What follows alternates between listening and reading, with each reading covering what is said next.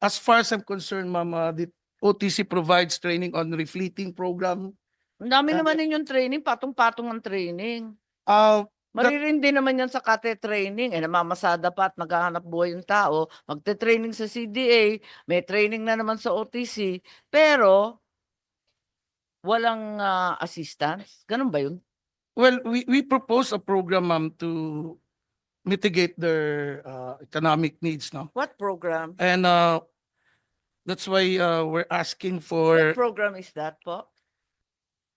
for the drivers, ma'am. I mean, for the transport cooperatives affected by the public utility modernization program. What program is that na? Mitigating program, ma'am, in the amount of what's this? The financial assistance of Nasaan? Meron na sa 2025 budget? proposal, ma'am. It's requesting to So wala. oh yes, ma'am. Okay. For the Cooperative Development Authority, they're represented by Yusek Joseph and Cabo, their chairman, together with ASEC Luz Iringco and ASEC Pendatum Disimban, Director Joselito Halyasgo, and Mr. Angelo Bugarin. For the Commission on Audit that will be representing the Pasensya lang wala si Asik Birna. Siya yung parating sumasagot ano sa daw atin. po, Senator, ano po, may kasabay daw po siyang meeting sa DTI. Sa DTI po. Okay. So, alright. kinder ko po siya kanina. Okay. Kasi siya ang madalas na sumasagot ng ating Opo. mga tanong. Okay. Salamat. For the COA of CDA, we have State Auditor Joey Bernardino together with Estela F. Salandanan. DBM is represented by Acting Chief Budget and Management Specialist Evita Fontanilla, together with Jaylee Ann San Miguel and Clarissa May Jogno. That's all for CDA, Senator. I'd like to make a very short presentation, simply highlighting the salient points of your budget. We're well aware of what your budget looks like, and you don't need to go into the details. But perhaps you can highlight the changes that we can observe between 2024 and 2025. Yes, we invite the head of agency, Yusek Joseph and Cabo, to please present very, very quickly. We have a lot to go through. Thank you, Madam Chair. Good morning, everyone. I'd like to extend my heartfelt appreciation to this committee, allowing CDA to present its budget. Madam Chair, the CDA budget for FY 2025 under the National Expenditure Program is 933.259 million, which marks a significant 32% decrease compared to its 2024 General Appropriations Act allocation of 1.3 billion. The primary reasons for this, Madam Chair, the reduction is the non-approval of our locally funded projects and our infrastructure buildings for 2025, as well as the reduced an allocation for cooperative development programs. And shortly, Madam Chair, quickly, there is a decrease on the MOOE, which is around 49.5%, and the capital outlay, which is 72.5%, Madam Chair. So, as of August 31, 2024, Madam Chair, the CDA was able to utilize 566.79 million or 40.5% of its allotted budget. And our agency was able to disburse 93.8% of this amount. Significant increase in the utilization is expected by end of October 2024 as locally funded projects will be completed on the said month and towards the end of this quarter. So far, Madam Chair, that's our brief presentation of our budget for 2025, Madam Chair. Thank you and good morning.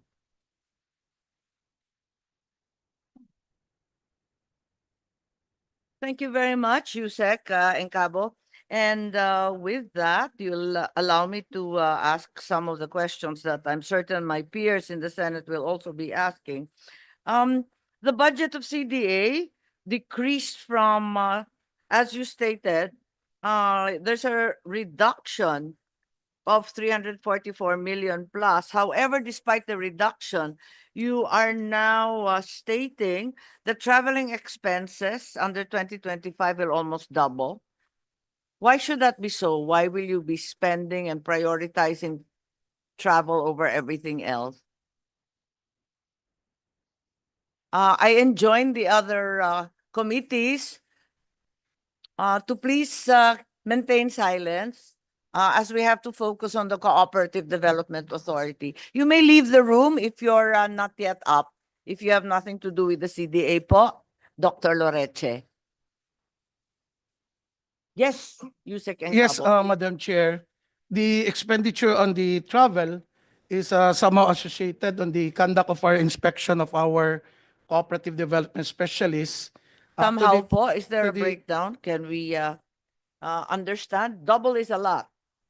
we do the sealing of our travel, Madam Chair, because we need to inspect the cooperatives that are operating and And you compliant. didn't inspect them before? The conduct of the inspection, Madam Chair, is a yearly basis.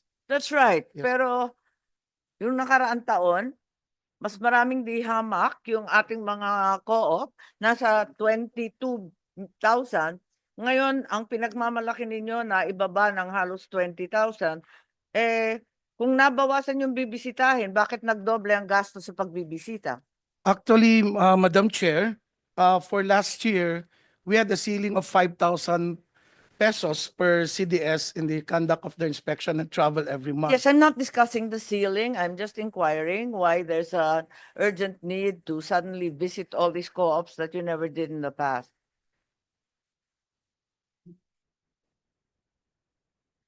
I'm Compared, simply asking you to justify the Yes. proposal. I'm not objecting. yes, Madam Chair. I just need to understand why it's suddenly blown up to double when in fact your overall budget has been reduced. Yes, Madam Chair. The impact for that is in the 2024 budget, we had an increase and we also allocated an increase of their travel for purpose of inspection, which we doubled because we have somehow a limited budget for 2023 compared to last year. And since Pasensya, naguluhan ako ng todo. Can you please put the explanation in writing? I'm unable to understand why it doubled. yes, Madam Chair, we will submit your office. Parang nalito ako. You're now referring to 2022, 2023, and 2024. I'm just saying it's doubled in 2025 from 2024. Yun lang po. Bakit bumalik tayo sa 4 na taon? I'm sorry for that, Madam Chair. We are putting more premium on the conduct of inspection, so budget is given due to the inspection process of our CDS to the cooperative. So we allocated an increase for that, Madam Chair. So I would also like to understand your justification in the light of the reduction in your budget. Is it meet and proper that you expend so much on traveling? Ngayon na nagtitipid kayo dapat, hindi ba may iba pang prioridad ng ating mga co-op maliban sa pagbabiyahe ng CDA? As of this year, Madam Chair, and next year, the budget related to our inspection, examination, and Sino-sino ba nagbabiyahe? Ang pagkaalam ko, may regional offices naman kayo. yes, Madam Chair, we have. Meron namang field offices. Yes, Madam Chair, and Yes, so relative to your budget, why is your traveling expense so high? we allocate the budget to the different regions, Madam Chair, and it all depends also on the number of cooperatives operating in the region. Some have a large number. Saan ang pinakamadami? As of now, Madam Chair, we have in Region 3, we have more than around 3,000 cooperatives, Madam Chair. Sana sinabi ninyo, island region of Visayas, maniniwala po pa ako. Pero sa Region 3, puro kalsada lang yan, madali magbiyahe at mura lang. Yes, Madam Chair. Wala namang island tatawirin, patag na patag, wala rin bundok. We understood, Madam Chair. And I'm sorry, I don't. we will try to reassess our budget on this, Madam Chair. But Region 3 ba ang pinakamalaking allocation sa travel expense? I just need Yeah. justification. I'm just perplexed. I will have to defend this not only in the plenary but also to the co-ops themselves who have been crying for more assistance, and yet you're going to expend a significant of your budget on a doubled amount for mere traveling.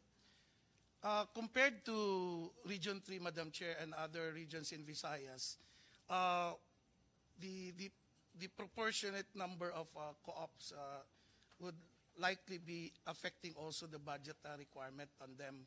So just like in, Kaya nga, hindi nga maliwanag. Una, sinabi ninyo, kasi maraming inspeksyonin, so yung lugar na pinakamadaming co-op.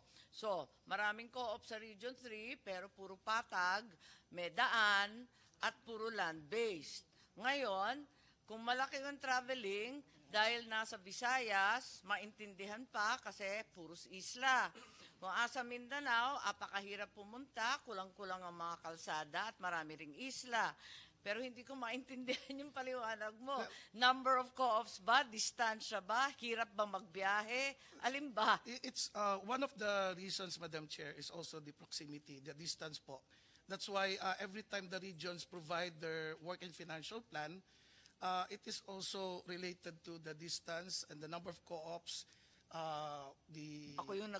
Ako yung sumagot nun eh. Eventually, Madam Chair, your observation is right. Hindi, paliwanag mo to. Hindi ko maipapaliwanag to sa co-op at sa DBM. What's the participation of CDA in the highly controversial PUV modernization program? What have you done with regard to the PUV modernization? We know there's an Office of Transport Co-ops under the DOTR. What is the linkage? Because we never quite understood the intersection between your agency as well as the DOTR. The CDA, Madam Chair, fully supports the modernization program. So the intervention... Sana naman, bahagi kayo ng administrasyon. Yes po. And when it comes to What I'm asking, paano kayo naghahati ng trabaho? Alin ang papel ng CDA? Alin ang papel ng DOTR? by the time that these transport groups will be converted to a cooperative, Madam Chair, that's we provide the hand-holding program to them. At the same time, Teka, paano nag-umpisa yan? Halimbawa, may grupo ng namamasada, anong mangyayari? Sinong magtitipon-tipon sa kanila at magsasabi na maging co-op na kayo? once they manifested their intent, Madam Chair, Saan sila lalapit? sa- DOTR o sa inyo? sa amin po. Then, Sa inyo? Yes po. Then, Pero upon yung mga requisitos ninyo napakatataas, no? Dapat ilang membro, ilang taon na. Eh, syempre, bago pa lang to, hindi sila magko-comply sa qualifications ng CDA. Yun- 2-3 taon, di ba? Eh, hindi ma'am- pa in existence yung mga yan, kaya nga kinukumpun eh. Well, regardless of the years of existence, ma'am, once we receive an endorsement from DOTR, LTFRB, and OTC, immediately the CDA reaches out to these transport groups. Teka, to saan conduct- nanggaling? Saan nanggaling yung reach out? We- Sino mag-manifest? Kasi you're not actually in daily constant contact Yes, ma'am. with the transport groups, right? Yes, ma'am. DOTR is the one? As we receive You receive the request from whom? from OTC, ma'am, an endorsement that this So, ang particular nauuna transport... OTC. Hindi Yes, tama yung sinabi mo kanina na lumalapit sa inyo yung mga namamasada. What I mean, Madam Chair, is upon receipt of their endorsement, they will present it to CDA. Then we will schedule for a Upon receipt pre-registration of whose endorsement? from OTC po. So, it's OTC that... so, who triggers the entire process? Para maintindihan natin. Kasi very problematic to, hindi nga maintindihan. Kung hindi rin naintindihan na CDA, talagang malaking problema natin. Kasi ang So, saan nag-umpisa? Sinong lalapitan ng ating mga namamasadang nagnanais maging co-op? Saan muna pupunta? Ganun lang kasimple. Yes, ma'am. Pag na-identify na po ng OTC, yung, Teka muna. Namamasada ako. Gusto ko maging co-op kasama ng aking mga karuta. Saan ako pupunta? well, Sa iyo ba o kay OTC? OTC muna, ma'am. So, sa Para- OTC muna. Yes, ma'am. Ngayon, okay. Para Ang hirap makakuha ng sagot sa iyo, Josephine Cabo, Yuse. sa OTC muna, Hirap ma'am. po ako. Okay, OTC pala, hindi pala CDA. Yes. Sabi mo kasi kanina, lalapit sa inyo. Kung sino man ang lalapit sa inyo na transport co-op. Yung pala, kailangan lalapit sa OTC. Okay, nasa OTC na tayo. Anong mangyayari ngayon? So, magkakaroon po sila, ma'am, ng endorsement or a note coming from OTC. Ipapakita sa amin dahil magtatayo po sila ng co-op at bibigyan kagad namin, ma'am, ng tinatawag na pre-registration seminar. And we will provide them also the necessary requirements that they have to comply as manifesting their interest to become cooperatives. Okay lang yun, pero alam na natin hindi sila qualified. Under your rules, hindi naman sila qualified kasi yung mga 2 years in existence, X number of members, etc. Siyempre, hindi naman sila matagal nang nag-ooperate. Paano po yun? Hindi sila magka-qualify. Well, on our mandate, Madam Chair, we don't require a specific number of years to become a cooperative po. Ang importante lang po is a number of individuals that will meet the requirements to become a cooperative po, which is Number a minimum of of 15. members, Minimum of capital, 15. assets. Yes, ma'am. Minimum So, 15. 15 members lang. Yeah po. Tapos, so no need for the years. Kasi dati ito yung problema, 2 years, di No, ba? no 3 need, years. ma'am. No need po. No. Ano pa? Well, Ano mangyayari nun? Okay, nakapag-comply, tapos na yung pre-registration seminar, what happens next? so after complying all the requirements, ma'am, we will inform the LTFRB and the OTC again that this particular Where do you conduct the pre-registration seminars? I'm sorry. it depends on their preference, ma'am. Sometimes in a barangay covered court. Hindi, pero you go all over the country? If Yeah, it occurs in Davao? Yes, ma'am. Yeah, okay. And paano yun? Nagbabayad ba sila o ilang araw ba yan? Wala pong bayad, Madam Chair. Yeah, and It's then ilang araw? Well, in a general application, ma'am, it's 1 day. General meeting? Yeah, 1 day po. Pero kasi paminsan, ma'am, yung mga transport natin, So nire-request. gastos ninyo yun? Yes, ma'am. Opo. Pero yung 1 day na bubuo nila, isang araw na hindi mamamasada, afford ba nila yan? Yung nga, ma'am, paminsan po, may 2, may 3 kasi nagre-request po sila, ma'am, na kung pwede 2 to 3 hours lang per day dahil mamamasada po sila. Then, we adjust naman po. Okay. So what assistance then do you give the co-ops to start out? Sabi mo may hand-holding? Yes, ma'am. We basically focus on the fundamentals of cooperatives. We teach them the governance on cooperatives so that once... No, we understand that. We understand that. That's not assistance. You're just lecturing them. Can you Well- tell me, is there any assistance after the pre-registration seminar that's provided by the TDA? Aside from the hand-holding, ma'am, wala na po. And of course, ma'am, we have the accounting system introduced to them to help them in their Pero audited financial... tinuturo naman natin yan sa lahat ng co-op, di ba? So walang special sa transport. Tinatanong ko lang, ano ang pakinabang maging co-op para sa isang grupo ng namamasada? Hindi naman kayo nagbibigay ng financial assistance, sabi mo. Meron ba? Meron bang halaga sa budget for a livelihood program for displaced transport operators? Magkano? What are the mechanics? Yes, one of the approaches that we introduced to the transport cooperatives, ma'am, is to bridge them to other big cooperatives for livelihood program. No, understood. But ipapasa lang ninyo sa billionaire co-ops yan. Yes. They may or may not agree. But in the meantime, you have no livelihood program for these transport co-ops and neither does the OTR. Is that correct? Yes, ma'am. Anong pakinabang maging co-op? Well, the the members are So there's no financial assistance. I have that on coming re- from the CDA, ma'am. So Yes, ma'am. CDA provides no, pero marami kayong pera pang transport ha, pero wala kayong pang financial assistance. Paano natin ipagtatanggol yan? Unless, ma'am, if we have a, we can allocate for a budget for that. And there is a Kasi sabi proposal. lang ninyo, kailangan mag-handhold kasi bago pa yung co-op eh. Yes, ma'am. Eh bakit walang financial assistance man lang? Yung Well- DOTR, meron ba sila sa OTC ng financial assistance? For as far as I'm concerned, ma'am, the OTC provides training on refleeting program. Ang dami Ah, naman ninyong training, patong-patong ang training. Uh, Maririndi naman yan sa kate training. Eh, namamasada pa at naghahanap buhay yung tao. Magte-training sa CDA, may training na naman sa OTC, pero walang assistance. Ganun ba yun? well, we propose a program, ma'am, to mitigate their economic needs, no? What program? And that's why we're asking What for program is that po? for the drivers, ma'am. I mean, for the transport cooperatives affected by the public utility modernization program. What program is that na? Mitigating program, ma'am, in the amount of what's this? The financial assistance of Nasaan? Meron na sa 2025 budget? proposal, ma'am. It's requesting to So wala. oh yes, ma'am.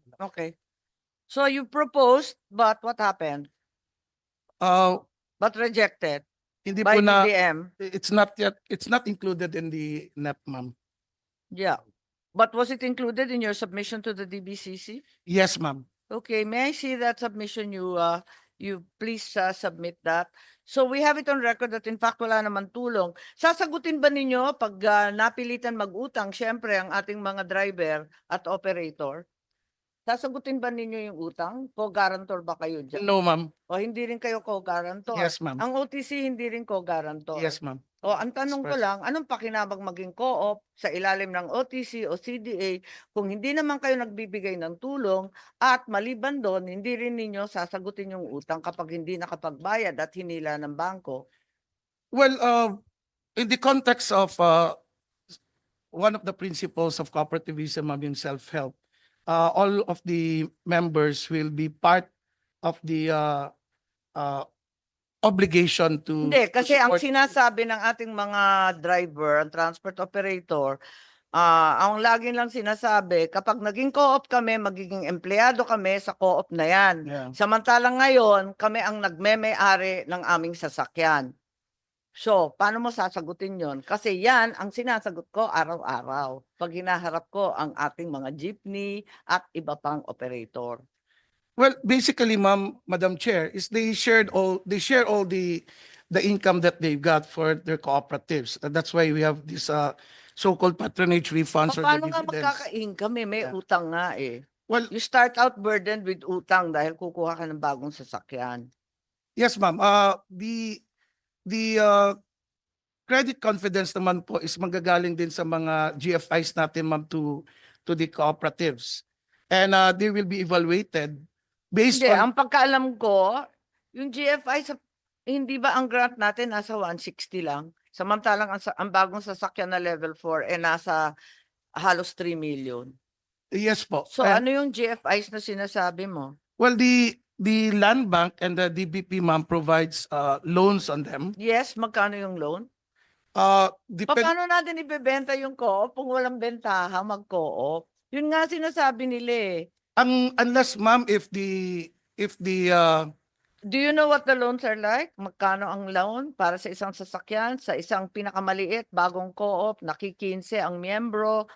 Magkano yung loan? Saka yung interest? if a co-op is granted around 10 units, ma'am, most likely they have around 30 million loans coming from GFIs po. Tapos, Approximately. anong interest? Siguro you give us siguro isa pa yan, isubmit na lang ninyo kasi I have so many to go through but honestly, I think you should be better prepared with the effort to cooperativize. Otherwise, we cannot sell this effort to transport groups. Yes, ma'am. Wala ang bentaha kasi katutak na training na hindi naman nila gusto kasi nakakaalintala ng hanap buhay. Pagkatapos, mangungutang pala, pero hindi naman kayo co-guarantor. Di pa natin alam kung magkano yung interest. Paano ba yan? Uh, Ang grant pagkaliit-liit, ang taas-taas ng modelong hinihingi. we will refer to the guidelines of the LTFRB, ma'am, regarding the Okay. interest. Yeah, Because, I thought I would take this opportunity to ask you because you are part and parcel of this program. What have you accomplished in any case since there is zero assistance? What are the registration and fees required? What are the registration procedures and fees? Sino nagre-rehistro? Ang CDA or OTC? ang CDA po, and the registration fee ma'am, is only around 500 pesos naman po. Yeah, and then regular fees thereafter. 100 pesos po every time there's a submission of requirements every year. No, sa taon-taon. 100 certificate of compliance, ma'am, is worth 100? 100 pesos po Ganon. every year po. Oh, yes, ma'am. Okay, it's not very expensive, but the question arises, what is the point? What's the advantage? Kumbaga benefit selling, what's in it for the members kung wala naman financial assistance, wala naman preferential loan? The certificate of compliance, ma'am, is based on the requirements submitted by them, mandatory requirements and reports, No, I know, that's the Yes. same case with every And- single and- co-op in the entire country. and That tax makes it exemption. no different from the transport co-ops. I'm just asking, this is a specific, extremely hard-hit sector, and we are now compelling them to become co-ops. All I need to ask and understand is why would they want to do so?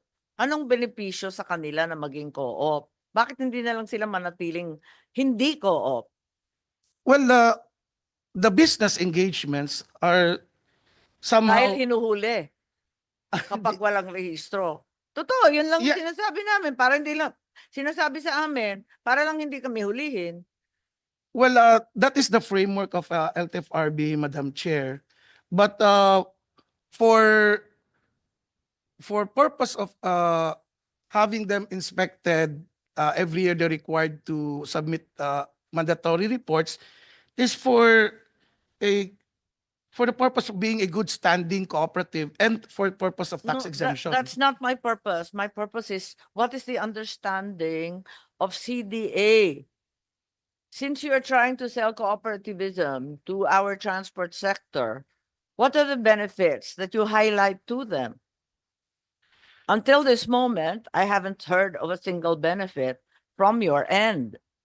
Well, being part of a cooperative, Maliban sa pinipilit sila, pagkat huhulihin sila kung hindi sila miyembro ng co-op, maliban doon, ligtas huli, ano pa ang bentahan nito? well, the purpose of establishing a cooperative, ma'am, is to I'm not encourage the talking about co-ops in general. I'm talking about the transport co-ops. Can we just focus on yeah. transport co-ops, please? That's the topic.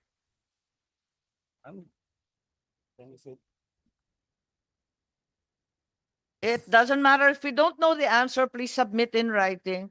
Okay, will do, let's ma'am. proceed. So we don't know the answer. We resign to the fact that we have embarked into a partnership with OTC DOTR entirely blind as to the benefits of what we're doing. This is really a scary moment for public service. Well, the framework really belongs to the LTFRB, ma'am. So we are part and nakikisakay lang parcel of kayo. it. Yes. Dapat may pag-uunawa rin, di ba, sa ginagawa. We don't have the luxury of providing them financial assistance as well.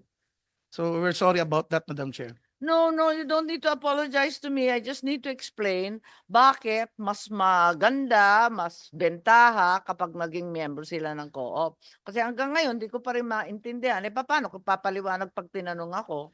At Well- lagi akong tinatanong. Well, it also applies sa transport co-op, ma'am, that if they become members of a cooperative, they will have an equal shares of the income that they get from the cooperative. So as they share also the risk, they also share the benefits of being a cooperative as a member of a cooperative. Yung iba nga, ayaw yan eh. Kasi magpapakamatay sila ng 16, 20-hour shifts para lang makakuha ng mas maraming pera at buhayin ang kanilang pamilya. Makikishare pa sila sa mga tinatamad. Yes, Marami ma'am. nang ayaw nun eh. Yes, ma'am. We understand. And as the CDA continues to promote the viability and growth of the cooperatives, we also continue to support, ma'am, the best practices that they should observe so that I'm result to sorry. that I'm sorry, they but will that's not benefit. Yes, sir. responsive. That's really not responsive. Can you get back to LTFRB? Please get back to OTC so that you understand your role, even as you provide some kind of service in pre-registration seminars. It would be nice if all the agencies involved actually understood what they were doing. This is a very dangerous precedent. Let's proceed. An allotment of 250 million under the Coconut Farmers Fund was provided in 2022, of which you have only utilized little over a half. In 2023, out of the 250 allocated, again, even less was utilized, 23.6 million. What's going on? Ang dami-daming humihingi ng pera, pero ang CDA na may pera galing sa Coconut Farmers Fund, hindi nakakapagbigay ng tulong, gumastos, o mag-liquidate. Ano ba nangyayari? The 225 M, ma'am, intended for the processing plant and the Aling taon to? Let's 2023. I asked 2022 muna. 2022 muna tayo. Ano na ang liquidation dyan?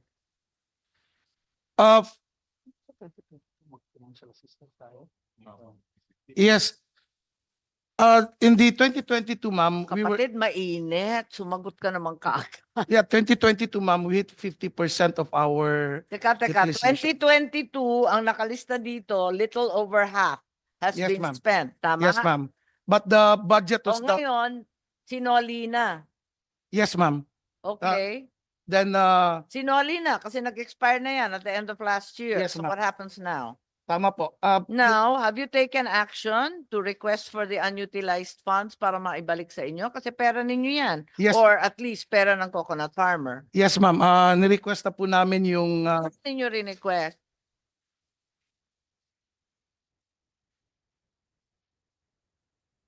Gusto mo po? Anong pangalan ninyo? can I Yeah, Yes, just sit okay. down. Are you the financial officer? yes. Yes, please introduce yourself. You're recognized by the chair.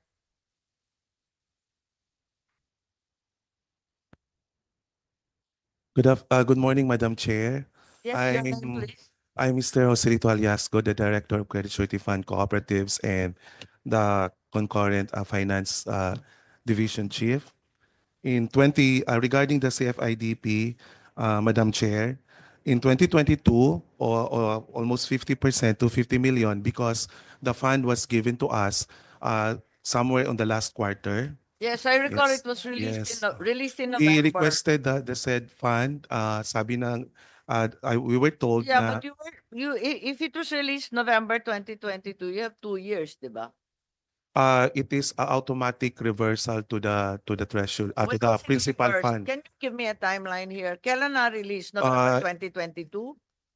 Somewhere in October 2022, tapos we implemented the program Okay, until December 31, 2022. okay. The remaining amount was reverted to the principal fund of the CFIDP. It's okay. When did you write? We've been through this. Dapat alam niyo lahat ng sagot nito kasi sirang plaka na ako. Ito pinag-usapan na last year, 'di ba? Last year Yes, Madam sabi ninyo Chair. na nagsulat kayo. Kailan kayo nagsulat? This was asked in the next year budget hearing. So No, in the next budget hearing, you did not write them in the entire 2023, the first half. Wala pang budget so hearing. we have written them, Kaya nga, Madam give me Chair. a date when the first letter demanding the return of the reverted funds was made. Though I'm not first or second quarter, Madam Chair, we will check with the date. We will Yes, submit to you your should, we will because submit to need your know. office, and You know, we went through this last year. Dapat kayang-kaya na ninyo tong timeline na to. Tanong na to eh. Tapos, sumagot ang Treasury. Anong sabi? Anong sabi nila? Walang sagot? Ang sinabi naman nila, Madam Chair, is that we will implement the 2023 before they are going to download the 2022 that was reverted to the principal fund. So, But then in again, effect, it's lost. So, you already lost for the coconut farmers upwards of almost 120 million. Masaya yan. 120 million yes po, Madam of Chair. the 2022. Ngayon, yung 2023, mas malala. Out of the 250 allocated na naman, 23.6 million lang ang ginastos. Yes, Madam Bakit Chair. nga? Because in the work and Kaya, ba't hindi magastos? Di ko maintindihan yung 23.6. Ang dami-daming ahensya rito naghihikahos. Lahat naglilimos ng budget na karagdagan. yes. Kayo, milyon-milyon, hundreds of millions, sinusoli ninyo. Parang naman napakayayaman ng ating mga mangnyunyog. Yes, Madam Chair. In 2023, the same 250 million, but the 200 million of that is for the establishment of the processing plant.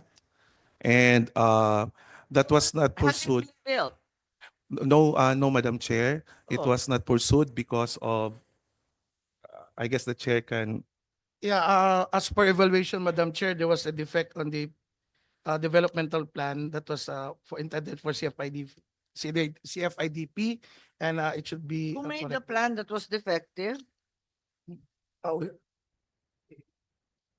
well, it has been initiated by Was PCA, it the Madam Chair. PCA or Yes. was it the CDA? Siyempre, wala kayong expertise dyan. Yeah, Malay yes. naman ninyo sa The development PCA, plan. ma'am, made What year initiated was that? 2022, Madam Chair. Hindi, 2023 budget ang pinag-uusapan ngayon. You said, Yes, Madam Chair, 2023, we're not able to implement mas it. lalo kami nalilito pag sumasagot kayo. I'm referring to the 2022 of crafting of the development plan. We failed to implement it on 2023 because of yung pagpalis po, hindi pagpatigil sa Teka, atin. we're now in 2023. Ayaw mo na yung 2022. Nawala ninyo yung 120 million pagkat napaka-late na pinadala sa inyo ng pera ayon sa inyo. 2023, 250 na naman. Out of the 250, ang sinasabi ninyo ngayon, defective na naman yung development plan. At hindi na pinursige yung processing plan. Tama ba? Yes, ma'am, because based sa batas po, the CDA's role is only to establish cooperatives and empower them through trainings po. So what happened na naman sa 2023, 250 million? Na-revert na naman. na-revert na din po, Madam. Magkano na-revert? 225 Ah? million po. 200? 225 million po. Kasi nga 200 million is for the processing plant and the 25 million supposedly for financial assistance for the Federation of Coconut Farmers that will be created for that processing plant. Federation, wala pang primary. May mga primary na po, ma'am. That was the Ba't intention bigay supposedly. sa primaries na pilitin magbuo ng federation? Kasi doon sa work and financial plan na submitted to PCA and approved by the PCA on the 2023, it is the construction of the processing plant and the No, 25 million we're assistance. past the processing plant. I gave up.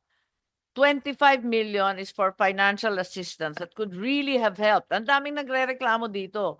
Talagang nagplano sila na bibigyan ninyo, pero hindi ninyo binigyan. Bakit? There are two components, Madam Chair, that we are not allowed to implement.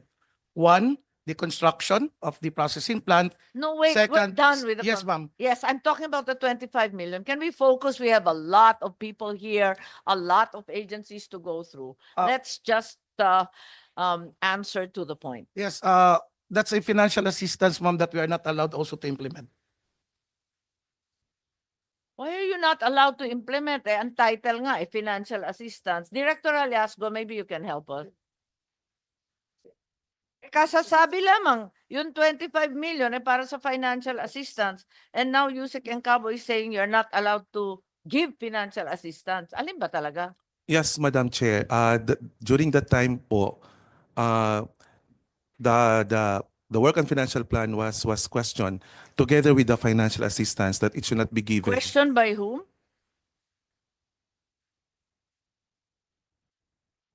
procedures say Yeah, what the happened. office of Senator Villar, ma'am, and at the same time, So the Committee on Agriculture. yes, and the DOJ also provided a legal opinion that the CDA cannot implement provision of manufacturing plant and the provision of the financial assistance, ma'am.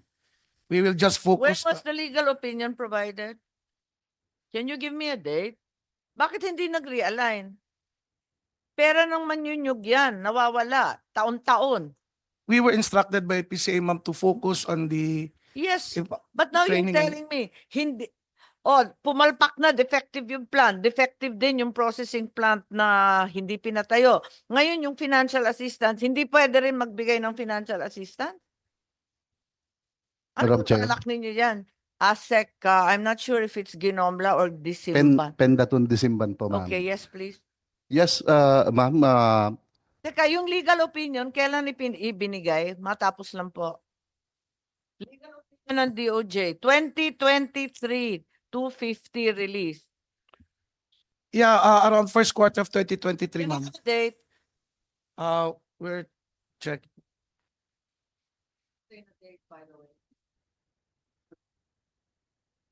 We will provide your office immediately, ma'am, a copy of that. We'll just securing it, ma'am, from the head office. Kapatid, paano tayo magtatapos kapag ganito ng ganito? Okay, yes, ASEC Pendaton, please. Yes, Madam Chair. Related dun po sa nabanggit nyo na issues, kung ano ba yung pakinabang ng mga cooperative sa CDA. Yung po yung sinasabi namin, ito sa Coco Levy, ma'am, nag-implement na po kami ng financial assistance sa mga cooperatives ng coconut farmers, 250,000 per cooperatives during the year 2023. Hindi, iba naman to. Wala itong kinalaman sa transport co-op. Yung transport co-op walang pera. Ito may pera. Kaya talagang walang dahilan. Yes, ma'am. Nagbigay po kami ng financial assistance kasi gusto po namin na Oh, matulungan okay, kagad nagbigay sila. daw. Yes, Nagbigay ba? yes po, per Nagbigay. region. Then, pagkatapos po noon, sinabi po sa amin ng Office of Okay. the Senate Villar na we are not authorized to provide financial assistance under the law ng Coco Levy. So, sa amin naman po, alam namin na yun po yung inihingi ng mga coconut farmers. Ahanin hindi po ba- nilang trainings kung wala rin po Hindi, silang pero- capital assistance. Kung nasa 25 million yung financial assistance, ano nangyari? Madam Chair, So sinoli na lang it was ninyo. At reverted yung back again to 250 the na pinamigay principal. sa mga co-op, binalik? Ganun ba yon? Then, nabigay na po sa kanila, Madam Chair. Kasi ano late na nangyari? sa amin That sinabi, was in 2022, Madam Chair. 2022, In the first yes. year of implementation, there are financial This is assistance. About 2022. Yes, there were financial assistance and training Baka given. pwede ninyong kausap CDA. Kaya lahat ng co-op hilo sa inyo. Pati ako hilo na rin. Okay, next. Oo. So, pero we're now talking about 2023. Tapos na yung 2022. Yes. Oh, Yung- ano nangyari? Bakit sa 2022, yung legal opinion, walang no processing plant, no plant, and also no financial assistance? So what are you allowed to do with the money? Training na lang po. Yung training na lang po, Madam Chair, na component nung, 250 million sa sangkatutak mo training. Kaya hindi ninyo nauubos. yes, Madam. Kaya nasa 23.6 lang ang disbursement. Yes, ninyo. Madam. Yes, Madam Chair. How many farmer associations have been converted to full-on co-ops? If you can provide me a coherent timeline, Director Haliasgo, can you give me a coherent timeline for the expenditures? Yung 2022, pakihiwalay sa 2023, please. Yung 2023, hiwalay din at pati yung 2024. At nakakahilo po kayo mag-present. Ilan ang cocoa farmers co-op associations already converted to co-ops? Ilan na ang cocoa farmers co-op ngayon? The number of coconut farmer organizations that are assisted to coconut farmer cooperatives, we have 629 po, Okay. Madam Chair. Yes, I have that in my notes of how many farmers are now members. I have that also. Yeah, that's fine. I have that. How many farmers belong to those 629 co-ops? 18,330. po, Okay, Madam Chair. this 18,000 represents what percentage of the total number of coconut farmers? Sa madaling sabi, ilan na sa sektor ng mangnyunyog ang naging miyembro na ng co-op? What percentage? Ilan ba talaga ilan ba ang target ninyo na cocoa farmers? What's the target number of cocoa farmers? Ako na mag-compute. 50,018 po, Madam Chair. Ha? 50,018 po ang ating tina-target. Ganon. Up to the end of the program. So 50,018. Oo, So kaya we nga. have already 18,000. Is nasa 30. That's 36% Yeah. po. 36%. Yeah, that's little over 1/3. So you're not giving them any financial assistance. You cannot also subsidize capital requirements for co-ops. Yes, Madam Chair. Yes, may we have a copy of that legal opinion. Did you appeal it? When did it come out nga? Kasi wala naman kayong dokumentong dala. February Alam naman ninyo 12, ito yung 20 issue dito. February 12, Alin yung DOJ?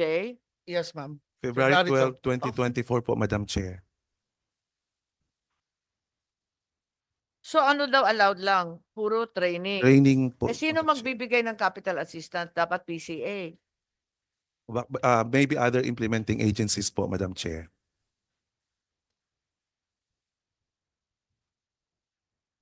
What are the convergence programs, if any, of the CDA to avail of assistance from other agencies that you're pointing to now?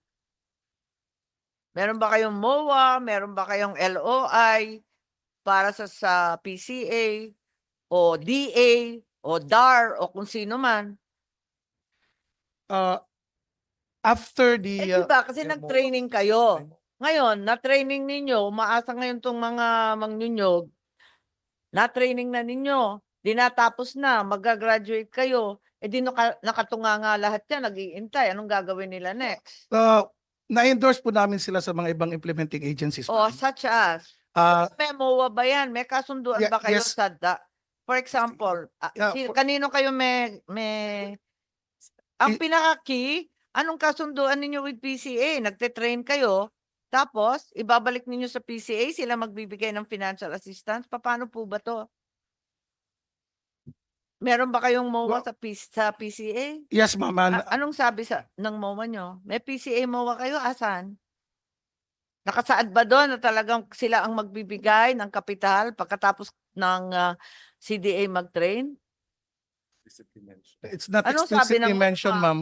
But one of the agent, Paano ninyo i-endorse? O sige, pumunta kayo, kumatok kayo dyan sa PCA, eto address. Ganun lang ba yun?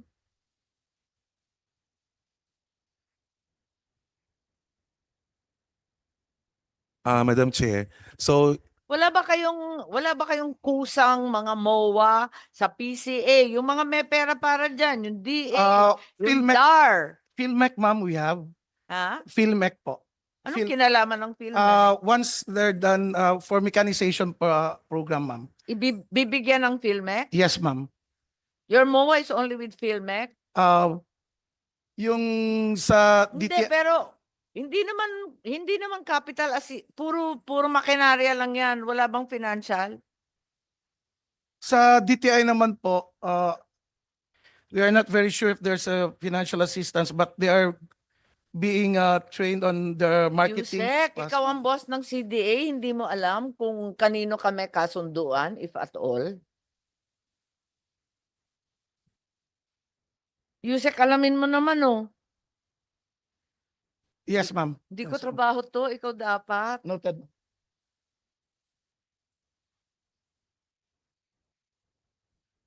Late pa rin ba ang release ng admin funds sa Coconut? yes, Your last, yung 2024, when was it released? the 2024, 2023 muna, when was it released? sa 2023 po, Madam, wala naman pong admin funds na binigay.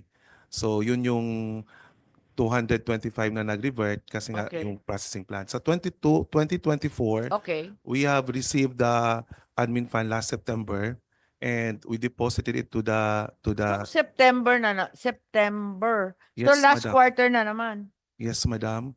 And Madam Chair, and Tapos, We- last quarter na naman, tapos you only have 3 months na naman. yes, Madam Chair.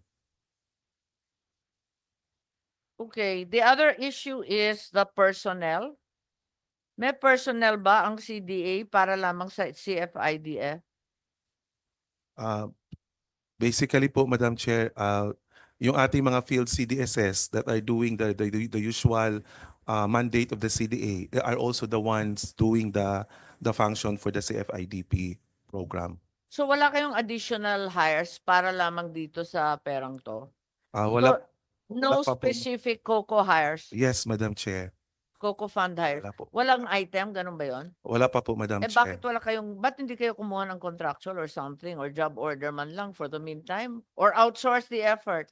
Yes, Madam Chair, that's one of the plan and the program. Yes, But but then the amount to be paid for that will be coming from the administrative fund or cost. So it was downloaded just this September. So we are now looking for the 3 months for the last quarter to hire somebody ito so that we can implement. nasa 3 taon, 4 na taon na to, hanggang ngayon di pa natin alam. No, Madam Chair, yung sa job order at saka COS naman, the amount to be paid will be coming from the admin cost. So the admin cost was downloaded just this September How much is the admin cost? for 18 million po, 18 million for the Ilan ba CDA. yan? Kulang po talaga, Madam Chair, para 18 million that is to be allocated to all regional offices na kasama doon sa CFIDP program. So you actually have hired people, but your earlier statement na walang na-hire is not correct. Wala pa po, ma'am. Wala pa talagang na-hire na Okay, people for yeah, CFIDP. JO and contractor. Yes, we will hire JO and contractor. You Upon the will download, But you will have hire. no hire. Yeah, Yes, not yes, hired. Madam Chair. So what happened to the 18 million? For ano pa man po, it's still in DBM, we will be asking ibigay pa po sa amin, Madam Chair. Kasi once it was given by PCA, it was deposited to Was the, it given or not given, and when?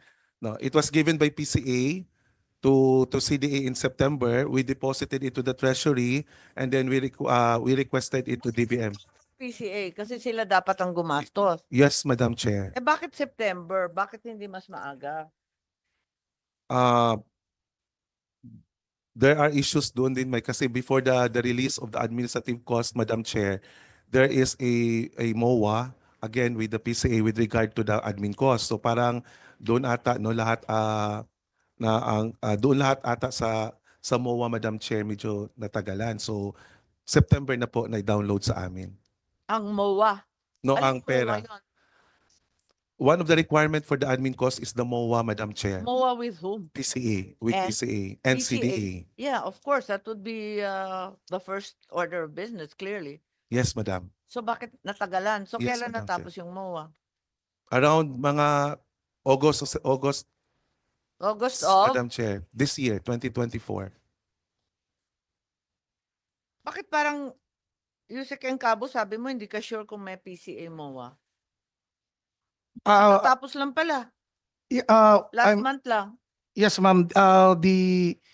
The admin cost requires MOA, but I was referring kanina, ma'am, yung Sa financial assistance. Yes po, ma'am. Hindi kasama? Not Okay, so I'm unable to endorse your budget. To the Mother Committee, you have to provide a justification firstly for doubling your traveling expenses given the reduction in your budget. Also, I need a coherent timeline or at least a procedural format for the PUV modernization vis-à-vis OTC and LTFRB.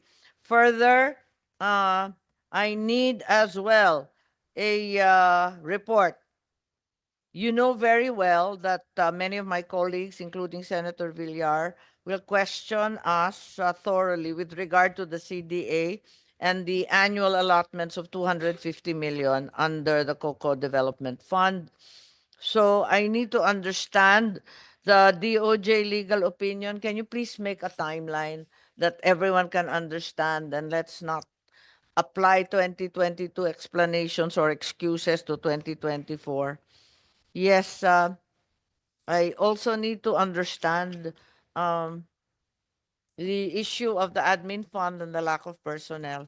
So, with that, we terminate the hearing for today, but you will have to come back with the documents requested. Thank you. You may go now. Thank you, Madam Chair. Thank you very much. Okay. We proceed now to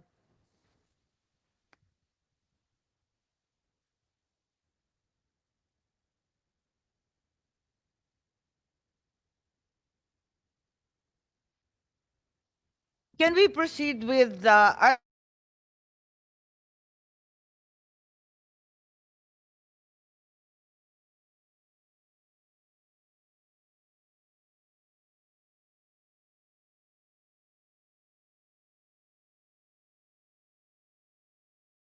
senior citizens? I'm sorry, we'll have to defer. I want to get this out of the way. There's so many questions about your group.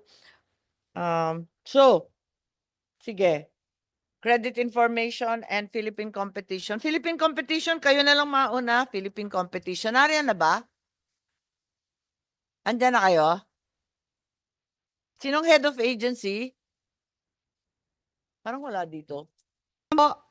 Ang ating Credit Information Corporation, we call on the head of agency.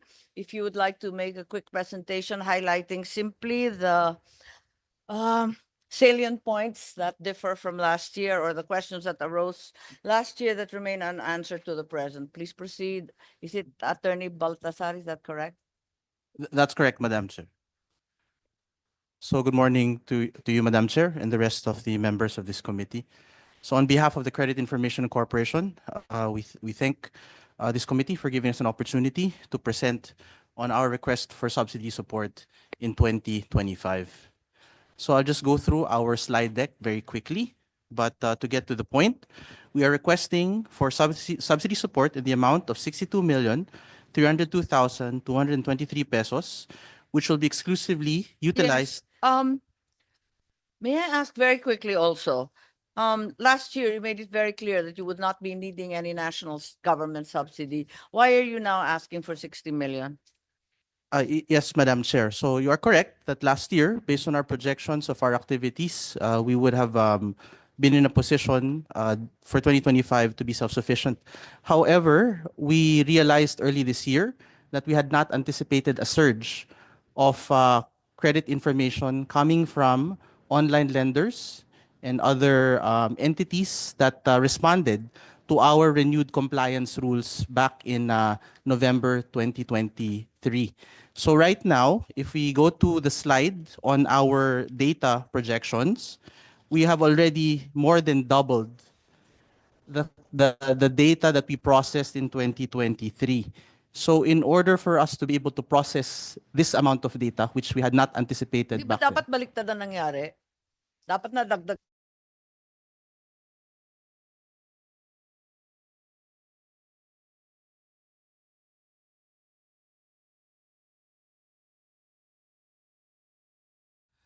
so the way this works po is that we Yes, I understand the security. have an IT requisites. system. Yes, I understand the requisites and you've applied security, data information, all involving security of one sort or the other.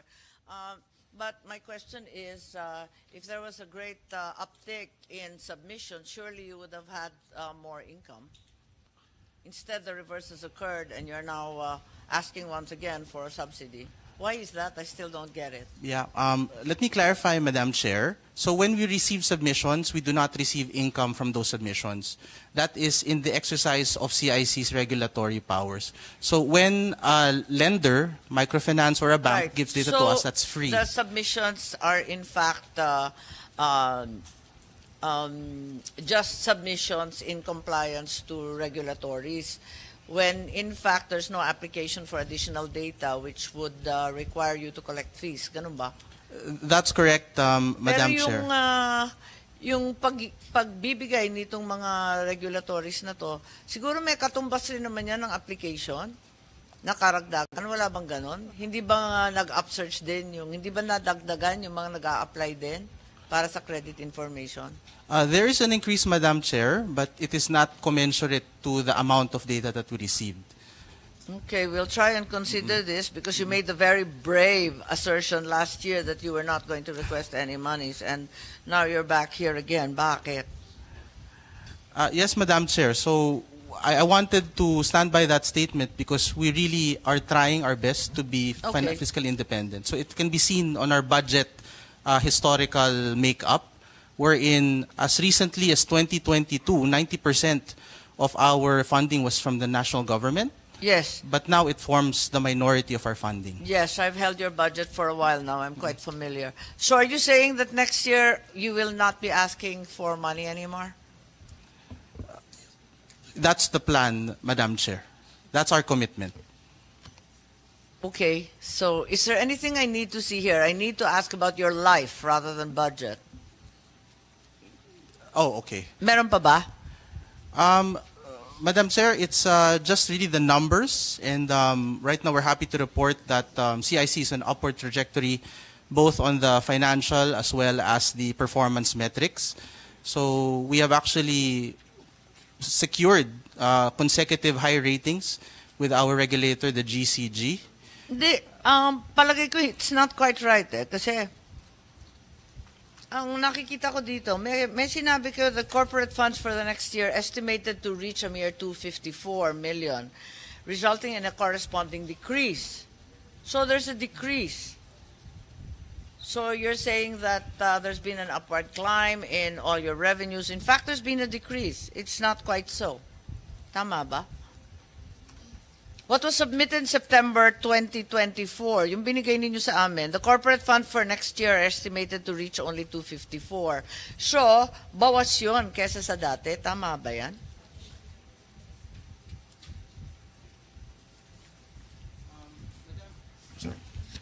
Madam Chair, I think the statement there is with respect to the revenue that we are to generate. Yes, because you said that year on year you've Yeah. had rising revenue. It's not quite right because you've actually declined. This is based on your submission.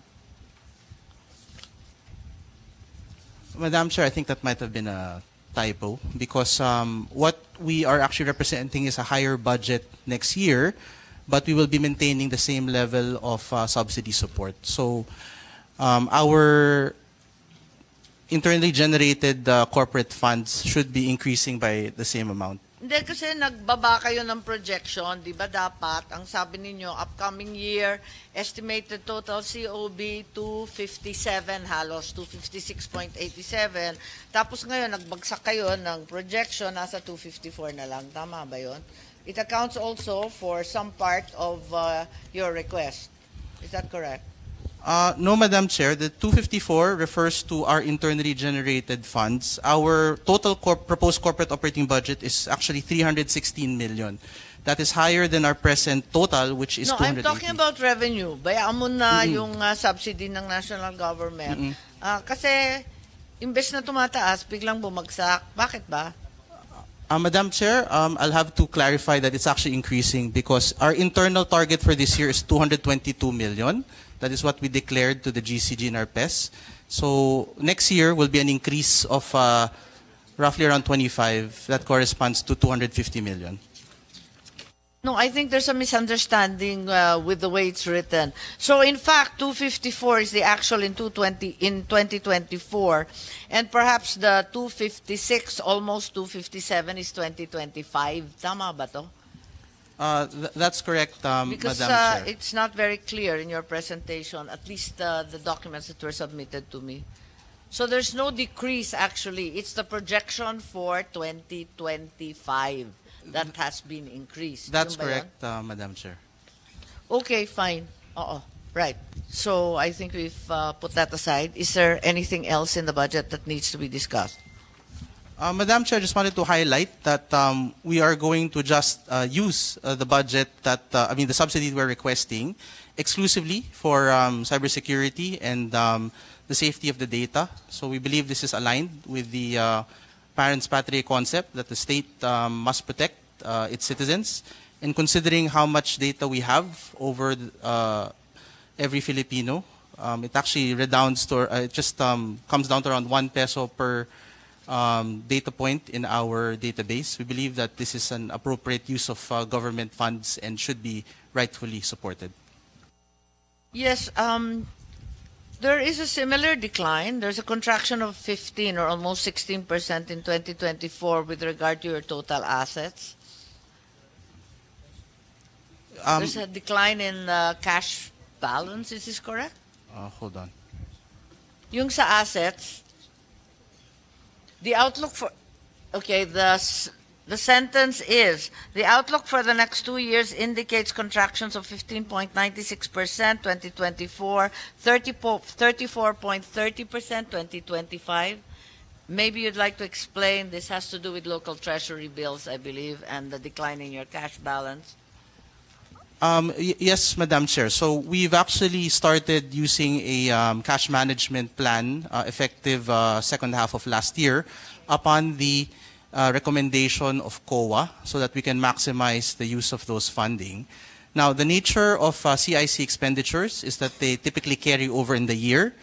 And therefore, while those services are being rendered, and of course under our policy that we do not pay before a service is rendered, so while that cash is being held, we have to put them in appropriate placements. Yes, so that's my understanding as well. So the assets, liabilities, and equity indicated here are part and parcel of the cash management plan that has been effected upon COA's recommendations. Is that correct? That is correct, Madam Chair. All right, that's fine. So I think, as I said earlier, I still have to understand the timeline with regard to the opinions on the CIC.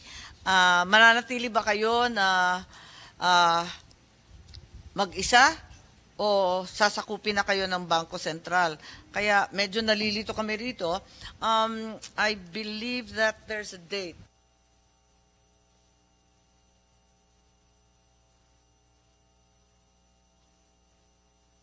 This was discussed last year, and I believe what happened was the national government has to continue to hold 60% of common shares. And then there are a series of opinions from the Government Corporate Council. Kailan ba to? 2022 to?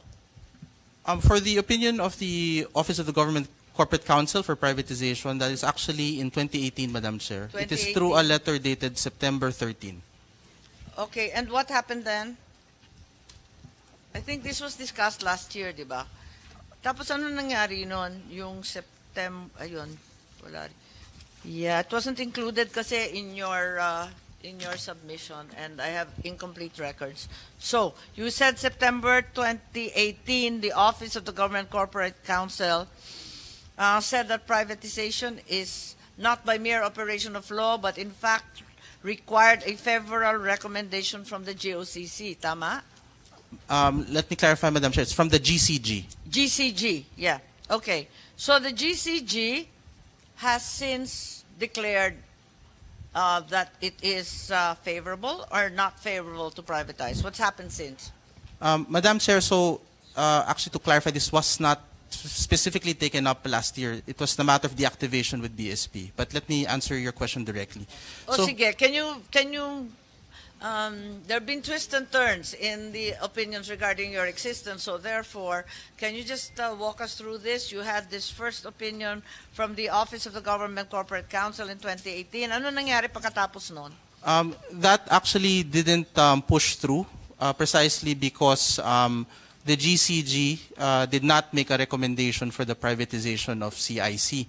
Therefore, our supervising agency, the SEC, withdrew the motion or the request to the GCG to conduct the privatization. So the privatization matter never pushed through, and it was actually withdrawn back in 2018. When did the GCG recommend to the SEC that the CIC be deactivated and all its functions be transferred to the Bangko Sentral?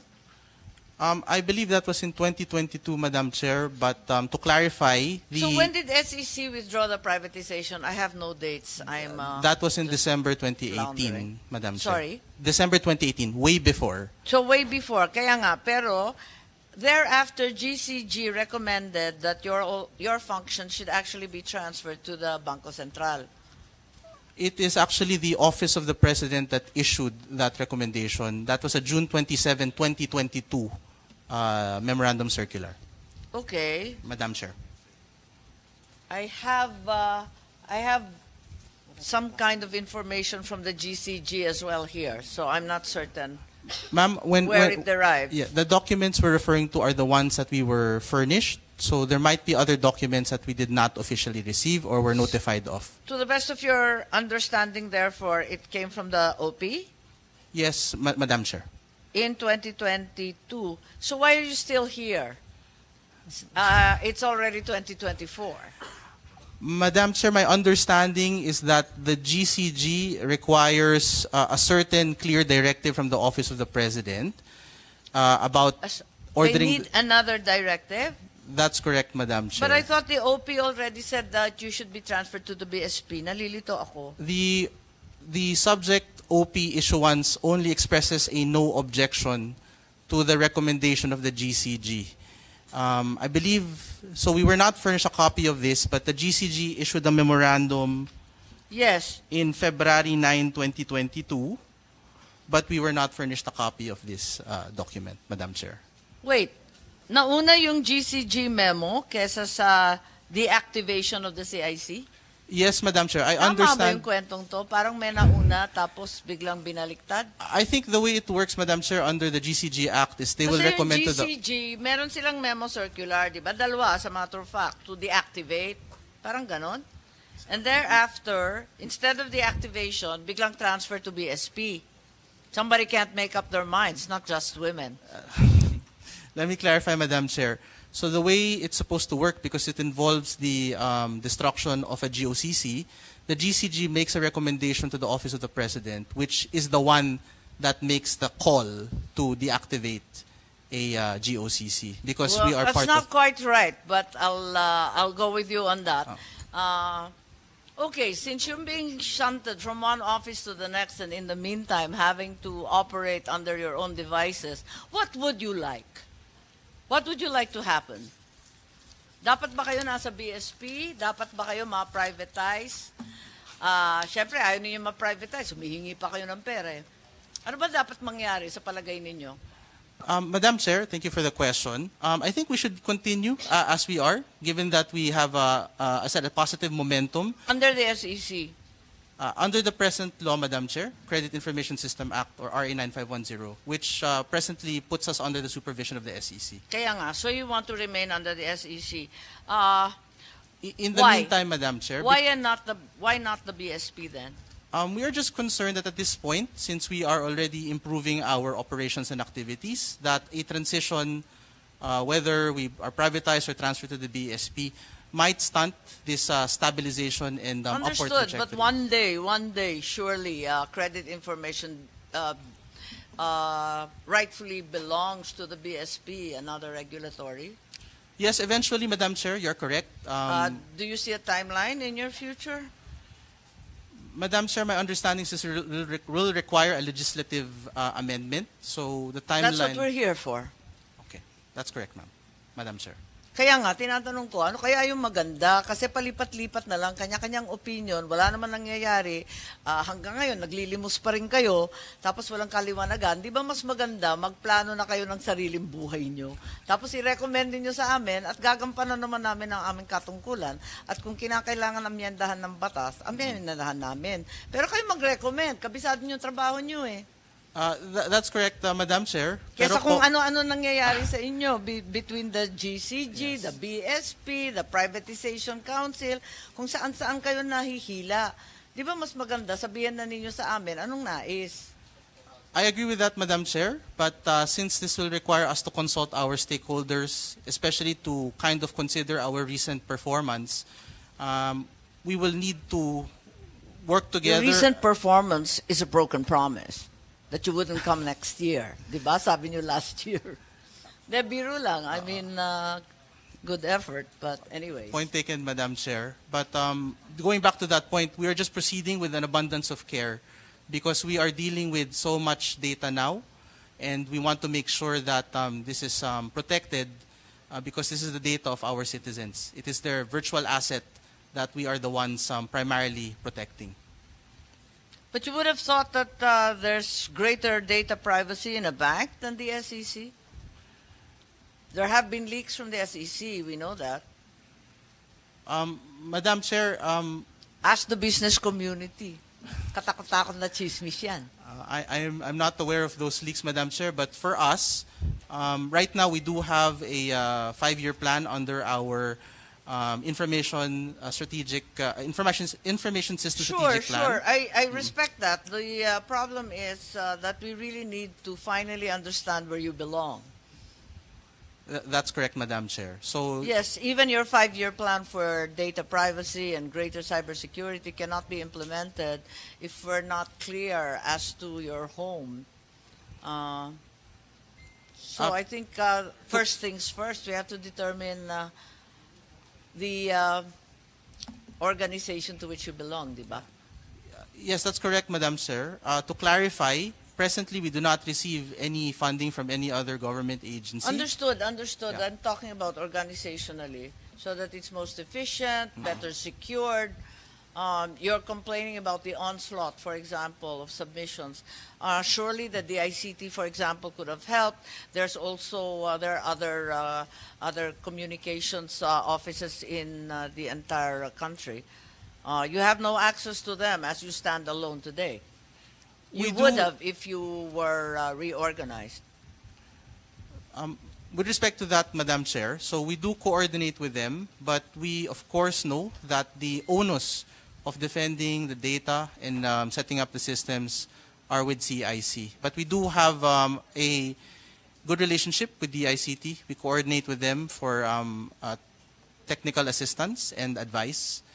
But in terms of funding the operations, procuring the necessary security systems, that is on us. But I do agree with your main thesis, Madam Chair. Our organization could stand to be refined and rationalized further.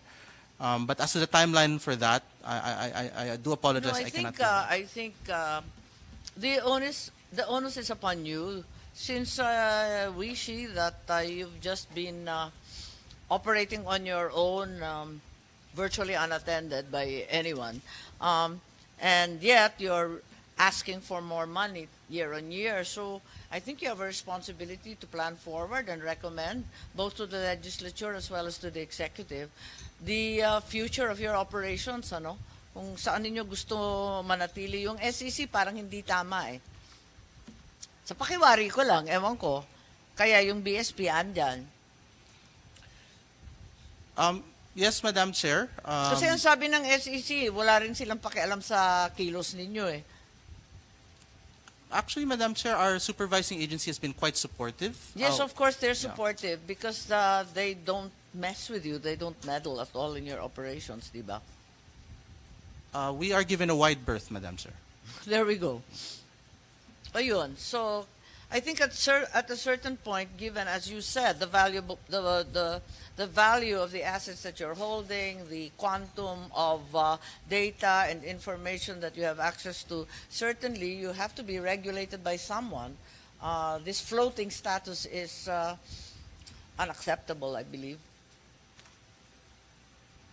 Baka may masuggest kayo para mas efficient kayo, at the same time mas secure. Now, the entire amount that you're requesting is for data security. It's all for cybersecurity, for tightening controls, etc., which of course we acknowledge and understand. We've had more than our share of data break-ins. So, naintindihan natin yon, pero kailangan siguro aralin rin ninyo kung saan tayo papunta, no? Yung direksyon ng ahensya. Tama po yun, Madam Chair. So, as I mentioned earlier, we do have an internal policy to pursue fiscal sustainability and independence. It just so happened that the promise for this year had to be broken because of unanticipated surges in data, which require us to ask one more time for the help of the national government. Sure, but these hearings are to finalize the budget and to exercise the power of the purse of the legislature, but also they are at the bottom, fundamentally in aid of legislation. perhaps you can help us in aid of legislation.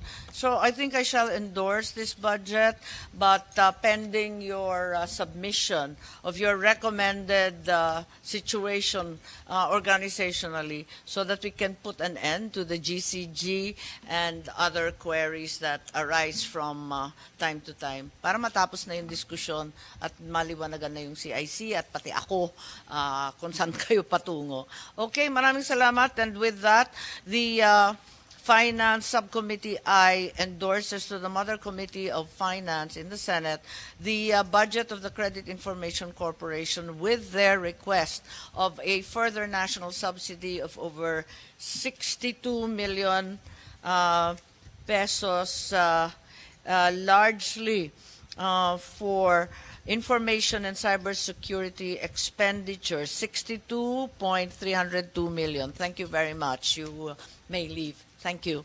We submit your honor and your honor, and we thank you for your indispensable support to the CIC.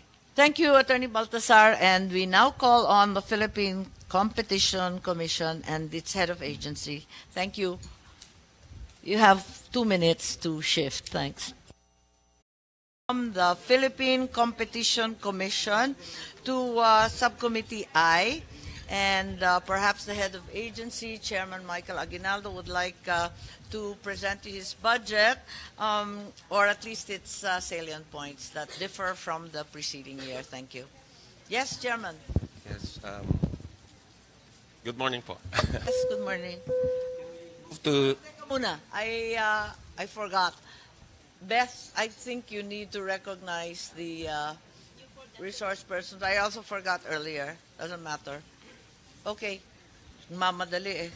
For the Yes, Secretary Agas, please recognize all those from the Competition Commission, please. For the Philippine Competition Commission, they are represented by Chairperson Michael G. Aguinaldo, together with Commissioner Mara Victoria Querol and Commissioner Michael Peloton, as well as Commissioner Lolibet Medrano and Commissioner Ferdinand Negre.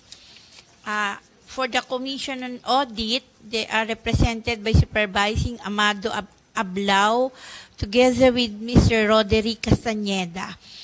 For DBM, they're represented by Acting Chief Budget. yes, shown on the screen is the comparative matrix from the 2024 GA and the 2025 NEP, which shows a reduction of 71.3 million from our budget of this year. And as compared to our proposed budget for 2025, the reduction amounts to about 116 million.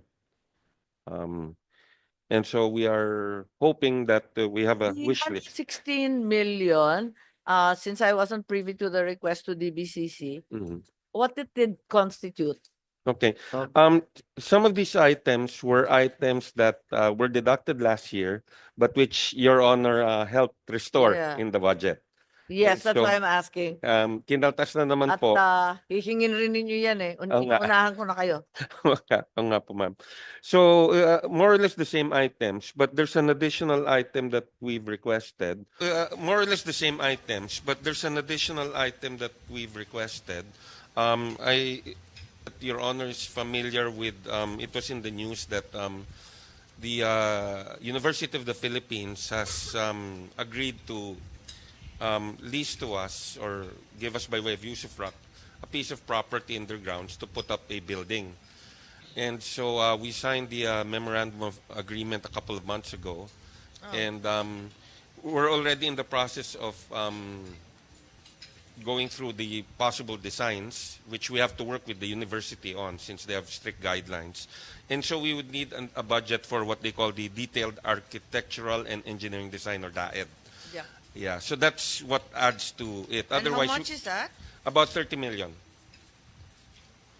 And what is the anticipated cost of the building? Construction and everything na? Yeah, their estimate is it's going to cost about 1 billion pesos because it will consist of 9 floors with 2 basement parking. Yeah. spaces. In fact, the University of the So Philippines. that's for a total square footage. You have any idea? We're fixated with that due to our Senate building problems. 1.9. Yeah, I think the floor. Siguro you can yeah. submit it na lang. Yes, we'll submit the Yes, details. there are mathematicians in the Senate who will immediately break that down on a square footage. Mhm. So thanks. Okay, I'll do my best. Carry on. Yeah, and now the budget that was decreased, just to give you an idea of what it contains, we do have 4 what we call I-stations. These are like satellite offices that you find in Cebu, Davao, Baguio, and Lucena. And so the rental for that, and we have job orders manning those stations, so their salaries are dependent on any additional funding we can get. And then there are other items like maintenance of the data center. Most of these are MOE, operating expenses. The only capital outlay we have is for purchase of motor vehicles vehicles. because magre-refleeting na po. Yan yung basis po nun. And then we do have, again, like last year, the GOP counterpart for a foreign-assisted project. You have motor vehicles. What was submitted to me, wala kayong CO. Meron pala. Mali pala to. Ang nandito Yeah. lang, ICT equipment. Mm-mm. Meron kotse. Yeah, well, the zero kami sa sa DBM for capital outlay. Ah, They didn't okay. give us That's why anything. what I have here is zero eh. Yeah. So you're saying that, in Y- fact, Yeah, what we're asking for in For capital vehicles. outlay is 30 million for the DAED, the design, right. about 3.8 million for the replacement of ICT units, I see. and then purchase of motor vehicles and Ah, yeah. related expenses, about 13.8 million. These are nine motor vehicles, I think. Okay. So about 47.6 million. What's the rest of the 116? We do have the GOP counterpart for foreign-assisted project. If you may recall, ma'am, we do Yeah. have a loan from ADB that has 3 components. A lot of it is capacity building, training, and creating a center for excellence with Okay. UP. But then we have to shoulder as our counterpart taxes and the honoraria. So it was cut out, so we're asking if it can be restored. Totals about 25 million. Why was it removed since it's a foreign obligation? I don't know why, but they always excise it from our budget. So do we always not pay for it? No, How does it work? last year you restored it, so we Yeah. were able to pay for those Yeah. expenses. Yeah, kakaya naman. Ay, Di na- ba obligasyon natin? Opo. Okay. Okay. Yeah. Ano pa? Anything else? Actually, that's just it. With respect to the loan proceeds, what they did last year was they just introduced an item in the unprogrammed fund. No. Para lang may item. The infamous unprogrammed Oo. funds. Okay. Because the money's with Treasury naman. Correct. They just need an item so they can release it. So even 1 peso actually is fine. Right. But last year, what the BICAM put was 76,000 pesos. Just so may item siya. Okay. Thanks. All right. Thanks for the clarification. There's question about the plantilla positions in 2025. And it has to do with the discrepancy between the authorized and actual salaries of 40 positions of 29.970 million, which consequently means that there are only 204 positions funded in the 2025 budget. Is that correct? Yeah, Medyo what- nalito ako doon. Yeah, What's the reason? What DBM does nowadays is they only give us funding for filled positions as of the time, what's the cutoff? September, when they submit to us? As of December. Yeah, as of December. Yeah. If we're able to fill those other positions, the unfilled positions, then we make a request for DBM and they'll release a budget to us for that. That you're saying as of December last year. Yeah, as of December last year, no? Tama Yes. ba? Uh-uh. So the real number today in What? September of 2024, What's our plantilla number? just to clarify how many permanent positions PCC actually Okay. has. Actually, right as of June 30, we're down to 194. Nabawasan positions. pa? Yes, we do lose some people sometimes to other government agencies. Is it government agencies, not to the private sector? Yeah, So it's clearly salaries? Is that what mostly you're government saying? agencies. Yes, because the salary structure of PCC it's different from the SSL. So the problem is, while initially the salaries are quite high compared to the national government, it doesn't have the annual adjustment that you have when you have SSL.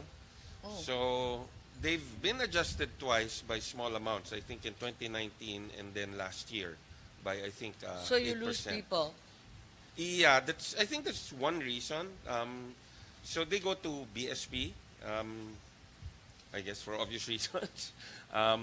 NEDA is another place they go to. For lawyers, our lawyers sometimes they become prosecutors or they're probably intent on becoming judges at some point, so that's why they leave. But we don't have a problem hiring. We Yeah. do get people, but then, as you know, the hiring You can't process, keep them. yeah, takes a little long, so there's a bit of a gap. Yeah, it's a little problematic because 194 is quite a bit less than 244. Well, 244 is the total plantilla. Uh-oh. What was filled last year was 204, and now we're down to 194. But we're continuously hiring. We're actually planning to upgrade our organizational chart because we're able to see ano yung kulang, Yeah, what we need more of, what we maybe need less of. right. And so we'll be working with DBM on the revision. So, yes, I think it seems clear that aside from the salary structure, like you said, na ang hiring okay naman, tabla-tabla, pero yung promotions and increases are so slow. Pero I think in addition to that, you probably have to reorganize Yes. simply because the Philippine Competition Commission was something we embarked upon without much thought or experience. Yes. So we will be needing your help, and if you need any legislative action, we're certainly open to it, knowing full well that this is a work in progress. Nakita rin natin yung performance nung COVID, nung pandemic. Medyo magulo yung provision. Hindi siya naging effective, ano? Yeah. Kaya sana mas maging matugis to. Yun. And that's why I just took note of this, of the plantilla, because I think you probably have to break down into smaller bureaus, desks, offices, units, without meddling in your operation. It seems clear that you have to break it up a little bit. Yes, there's certain departments or divisions that we need to expand or create subdivisions in that perhaps were not really anticipated before, but from experience we've seen, okay, we need to do How long this have you been in operation na nga? The PCC was set up in 2016. 2016, Yeah, ano? the law was passed 2015. So, Right. 2016 siya nag-operationalize, ano? Yes. Oo.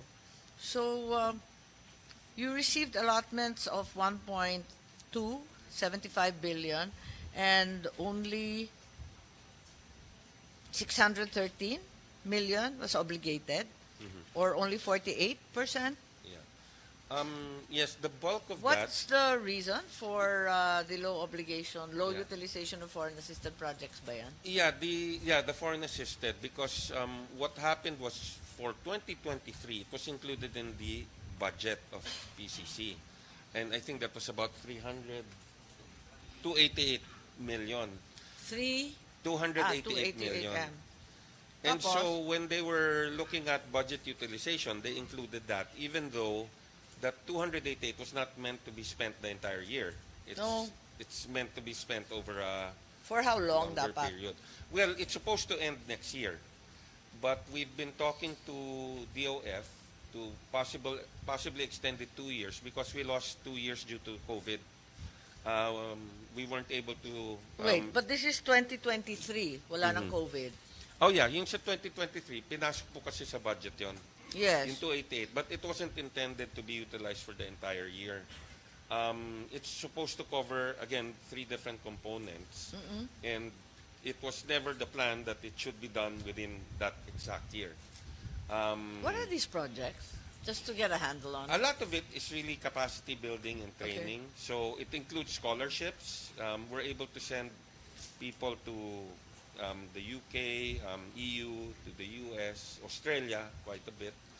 And then we're also, it's also supposed to be for materials and improving our processes. And lastly, we're supposed to, with the University of the Philippines, establish a Center for Excellence in Competition Law and Policy. So that we also have to work with UP because they're the ones who are supposed to manage it. And I think that's the bulk of the remaining budget is for that. So the 288 was the remainder, and what about this the still outstanding 600 million plus or minus?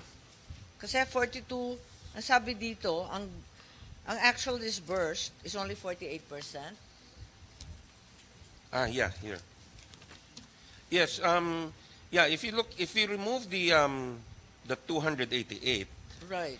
yes, then that means that our obligation rate would probably fall on maybe about the 76% rate. Okay. But and part of the reason for the not too high obligation rate was we had 3 new members of the commission last year. I came in February. Commissioner Beth, you were January, I think. Yeah, and Commissioner Ferdy was March. Okay. And they're new, like Commissioner Ferdy is new in government, so there's an adjustment period how to work on the budget and all Sure. that. So Okay. we're hoping this year it won't happen. I think Alright. we're on track this year. If you could provide the breakdown on those foreign assisted projects, Yes. and if you could name them, simply because someone might ask Yes, in yes. plenary. If you have a carryover from 2023 from the pandemic, siguro isama na rin yun. Yes. So, you're saying we're going to need another 2 years to fully implement the project. So where are we? Are we midway through the completion of this project? Oh, there you go.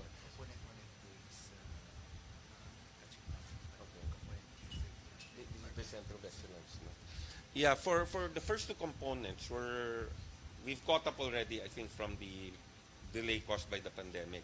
But Okay. for the third one, because we have to rely also on the University of the Philippines, so we need better coordination actually, kasi medyo mabagal yung process.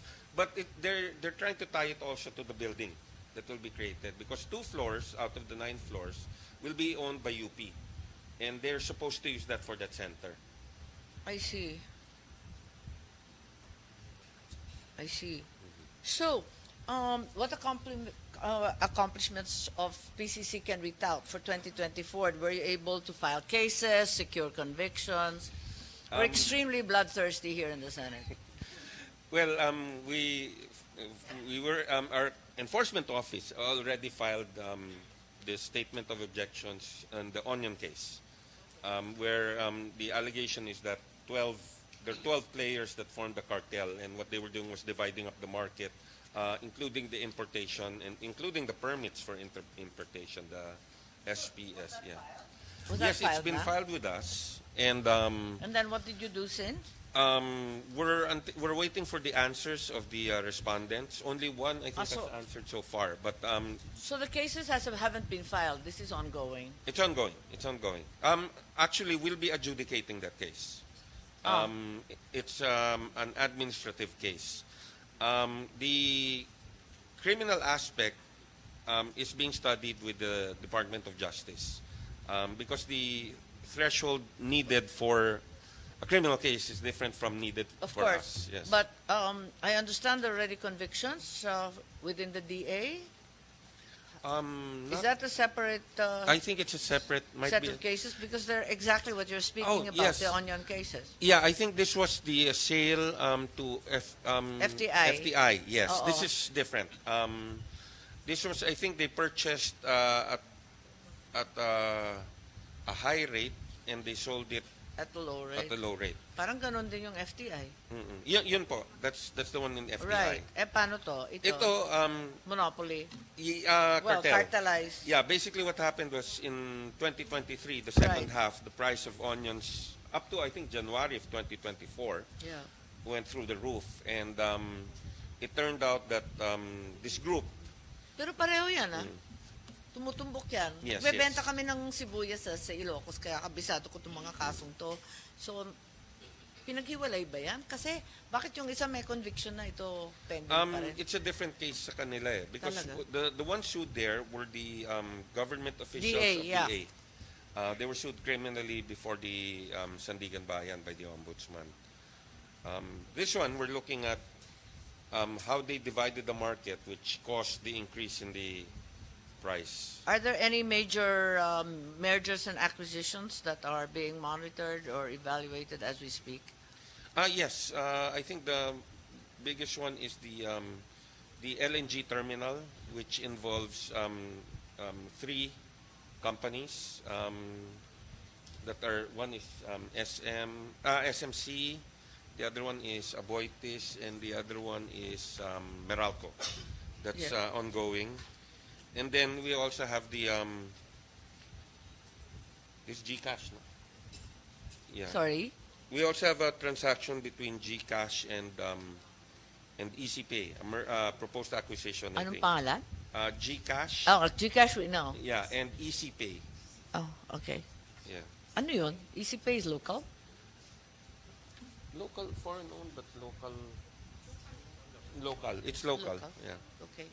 So, siguro, ang hihingin ko sa inyo, yung listahan ng mga kontribusyon ng PCC Okay. sa ating negosyo.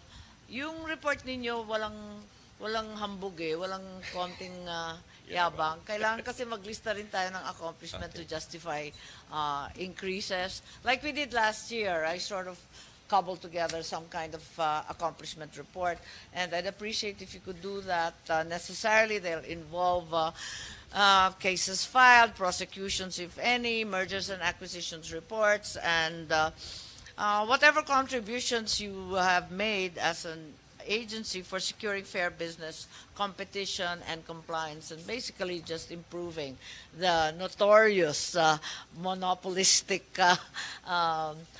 tangent of our business in the Philippines. So, kung pwede lang, mag-report rin kayo ng nagawa ninyo para yun rin ang basehan ko para tignan ulit yung mga binawas ng DBCC sa inyo. Okay, with that, I have no further questions, and I think with the submission of some partial reports and a clarification on your foreign assisted, yung clarification lang ng foreign assisted and some kind of accomplishment report, some bragging rights to a few things here and there to justify an increase, if any. And with that, I am able now to endorse to the Mother Committee from Subcommittee I, the Mother Committee of Finance in the Senate, the budget of the Philippine Competition Commission. Thank you very much. And you may go. Thanks.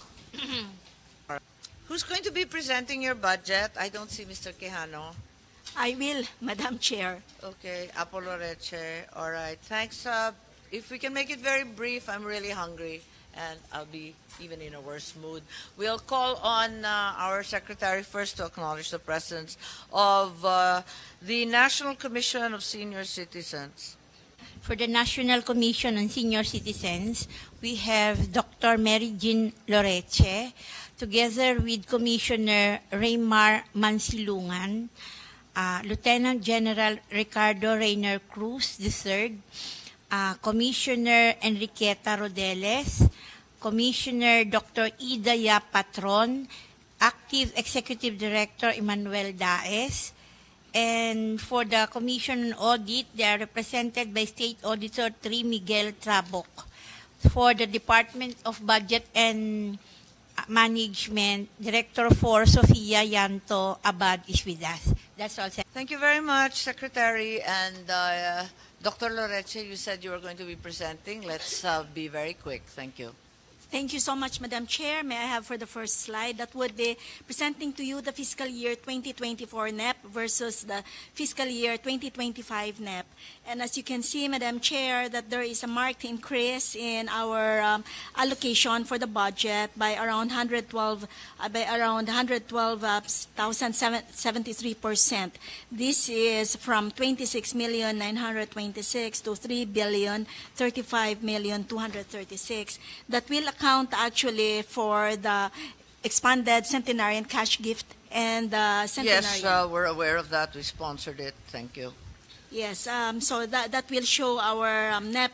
And for the next slide, that would be the fiscal year 2025 budget proposal versus the 2024 GAA. Again, the agency specific that we are requesting is 5,533,108,000. This will also cover the expanded centenarians for a portion of 2024 when the law was signed. And the next slide, of The course, law was hanging? on March 17 of 2024, because 2025, Madam Chair, the budget that was given to us will cover January 1, 2025 to December 31, 2025. But when the law was signed on March 17 of 2024, there was no provision for the expanded centenarian right. cash gift. That's right. Laws are not known to retroact, however. Yes po. So, kaya po yan naka-reflect lang po dyan, just in case na i-consider po ito.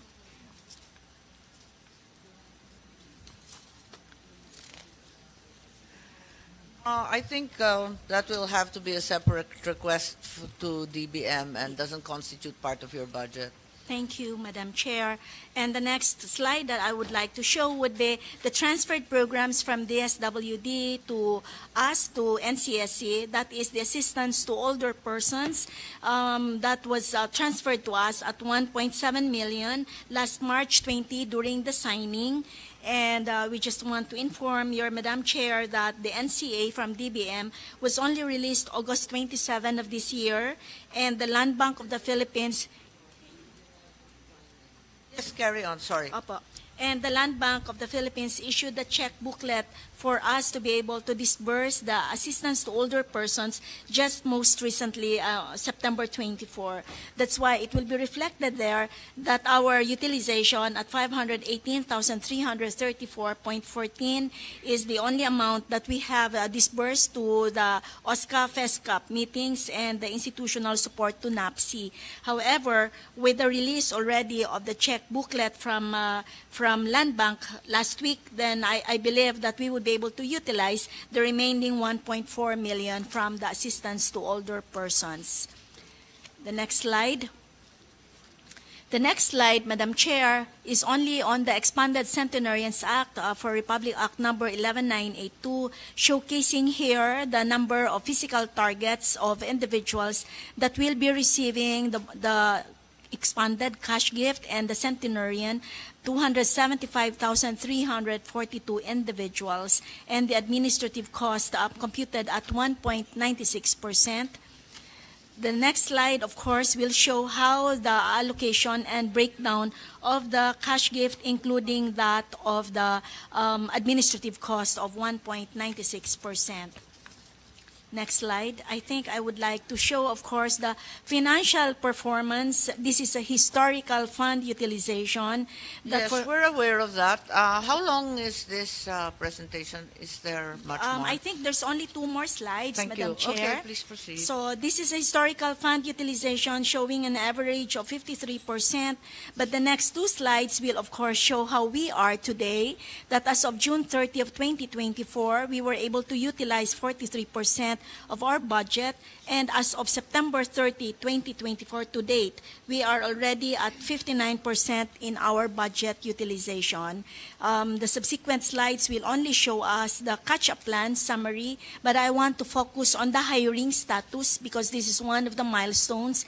We target that by October 30, we should be able to fill up all plantilla positions around 93%. As of September 24, we have filled up 182 of the 320, which is 57% already. So I think, Madam Chair, that is all there is for our presentation this morning. Yes, thank you very much. And I have a few questions. So, right.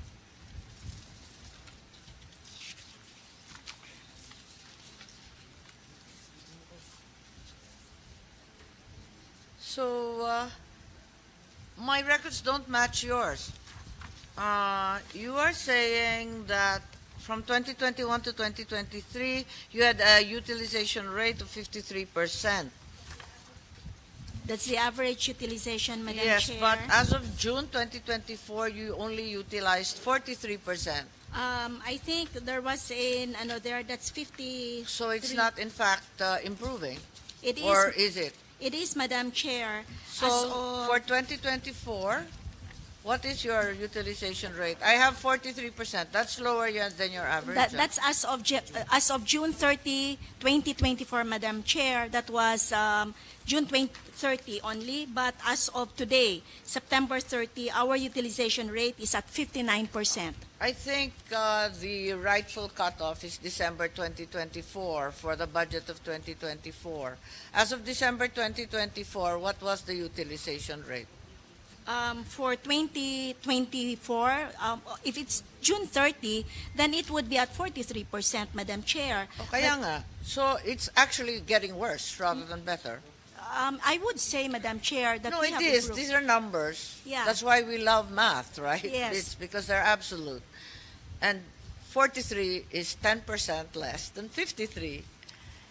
Yes, I think DBM wants to rescue you. Yes. Please. Director Abad, please. Yes, good afternoon, Madam Po. Chair. Let me just explain po that their utilization as of December 2023 was only at 52.86%.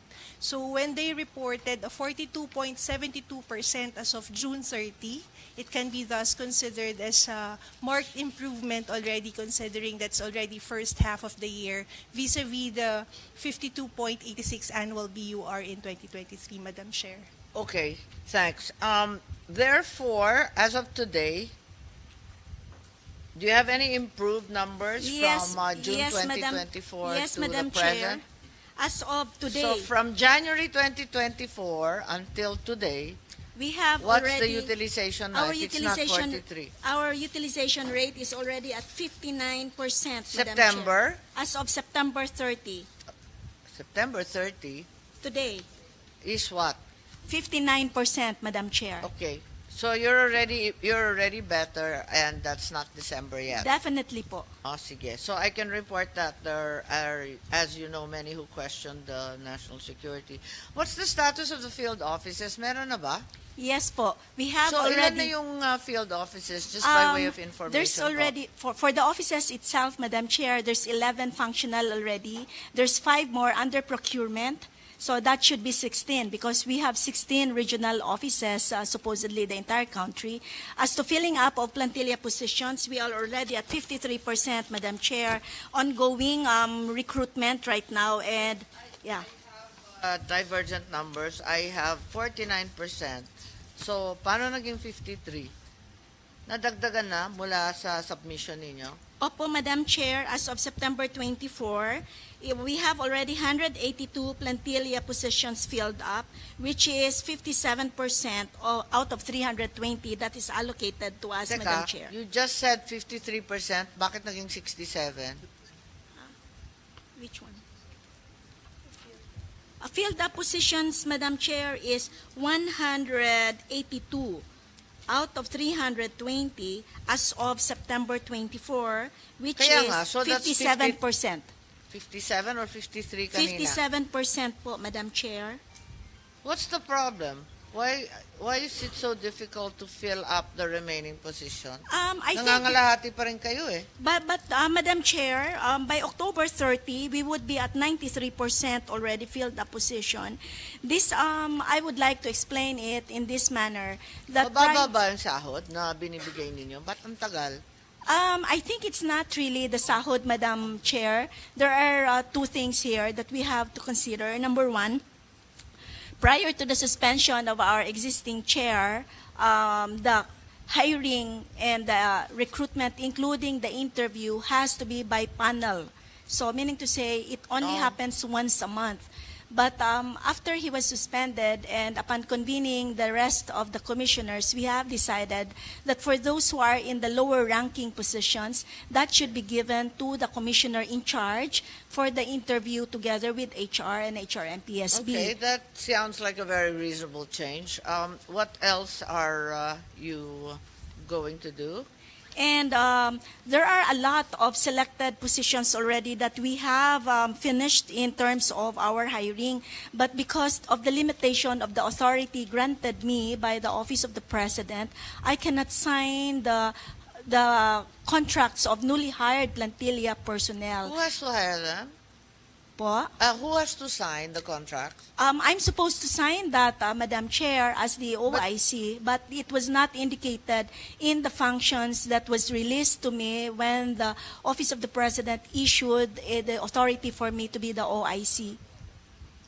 Oh, so have you asked for... Yes po, several times already, Madam Chair, and the latest that When we have... was the first time?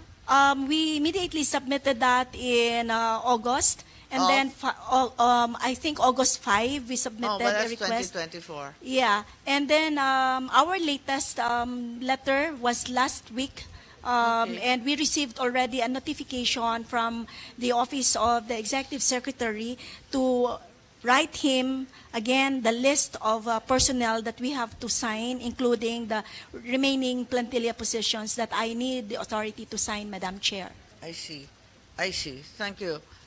Can you enlighten us on the assistance to older persons, the ATOPs?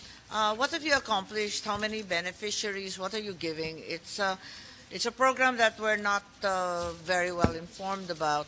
You mentioned earlier something about the land bank giving you the checks finally, and that therefore you will be able to disburse with greater expediency. Yes, Madam Chair. This assistance to older persons is actually a program under the Department of Social Welfare and Development, and we were given the balance of 1.7 million budget for the entire year.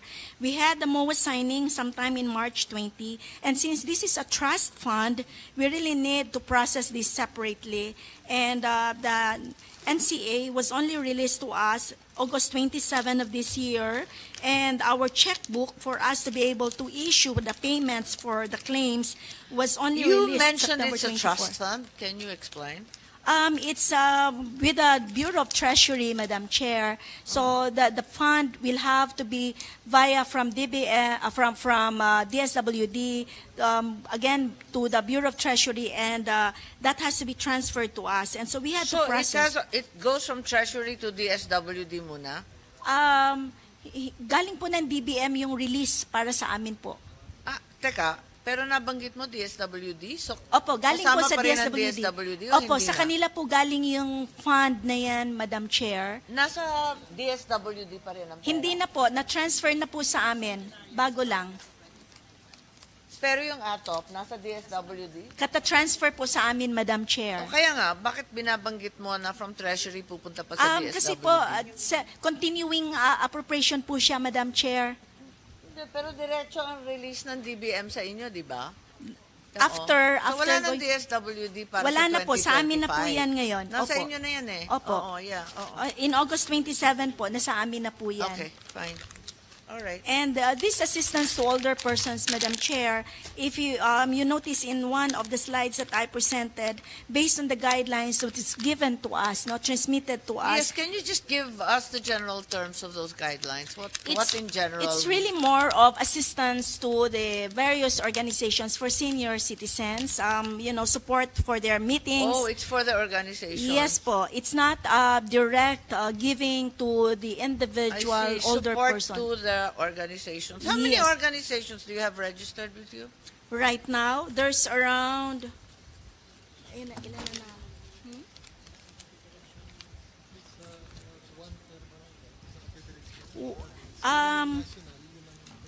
Yeah, this is via the Federation for Senior Citizens Association of the Philippines. So, ibig sabihin Yeah, po, I know one per that. barangay. I'm a little bit lost with the FSCA. Opo. Dahil, meron rin kayo rito na hindi naman kayo nakakapag-accredit. Kanino niyo ibibigay ito kung hindi nakakapag-accredit? Sana nga ba yun?